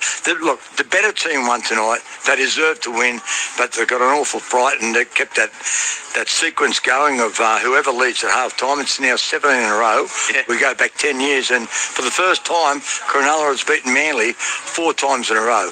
And they had some really good players, but Braden Trindle controlled things really well, and great to hear a not so young, but Nephi playing his first game in first grade at a good, You know what's also fun here, Jotty, is watching Luke negotiate with his young bloke down there, Levi, who all he wants is his old man to get off his bum, get his headphones off his head, and join him running onto the field. I concur. Get in there, Louis. These are rare moments. He's still negotiating, isn't he? And I'll tell you what, Louis, you'll never get another opportunity to do it under a blue micro moon. I know. Oh, can I go more? No, at this ground. Yeah. Well, Levi's not going to be out of Parramatta. If today was the actual blue moon, micro moon, how you going day, I would let you, but it's not. No, it's all right. It's what do they call it? Brewing now, isn't it? Is that what you said? Oh, you've been brewing all day. And the AFL final quarter, Carlton 82, leading Geelong 78. Early tonight, we caught up with New South Wales Women's Origin coach John Strange about the incredible week he's had, as I mentioned earlier. And we asked him what was it like being at Stadium Australia, first of all, on Wednesday to see his young bloke Ethan make his Origin debut. Yeah, it was really special. Yeah, just to see him run out in the blue jersey was... Yeah, I got quite emotional, to be honest, just seeing run out there onto the oval. And then, the game was, obviously quite tough to watch to start with. We didn't get much ball, New South Wales, but then, to see us get more ball and then Ethan get his hands on it in the second half and sort of help, create tries and that sort of stuff. Yeah, it was really exciting. What's tougher? Because a dad watching his child play anything is incredible. But you've coached your daughter, you coach her regularly at NRLW level, but you're there as a dad watching your son make his Origin debut. Is one harder than the other? Oh, it was an interesting watch the other day because I'm a massive New South Wales fan in relation to the Origin and, watching the men for all my life. So I was there watching it as a fan, but also, watching my son play as well. It was quite bizarre, but it was sort of tough there when we were struggling to get any ball. But then, to come home, it was great. Obviously, as a New South Wales fan, but the fact that Ethan was a part of it, made it extra special. Just on last night's victory, fantastic. The first women's side ever to achieve a 3-0 victory. A lot of the players have come out in the aftermath and have said, we enjoy playing this and it's great that we showcase, what we've got, but the timing, and obviously you would acknowledge that, you get the players and you've got to sort of whip them into shape before they've had any competitive football. For you as a coach, and you've been part of this system for a long time, John, what would be the ideal time? When would you like it to be played? Well, I think at the moment, when the NRLW fills out like the NRL and it mirrors the NRL, like that would be fine, but that's not going to happen for a while. So the fact that they can't play after the season because they've got the Pac Champs and World Cup and everything like the men, I think the best time is to do it now, but to run an NRLW even a 4-week competition, even if it's not for points, more just trial matches against each other. And for me as a state coach, it'd be give me an opportunity to actually pick players on form as well. Yeah, and then the girls at probables almost. Well, yeah, and they just, even if it's just 4 rounds, 4 games they play, and then they'll obviously get some footy under their belt as well. So I think that'd be a really good idea, but there's difficulty around that with payments and things like that from, the RLPA and the NRL. So I don't think that's going to happen, but that would give the girls the best product for sure at the moment. Now, John, you've been involved in a very successful, Roosters side, and you've seen the development of the women's game. What's been the thing that has really progressed best and has pleased you as a coach who loves seeing them improve?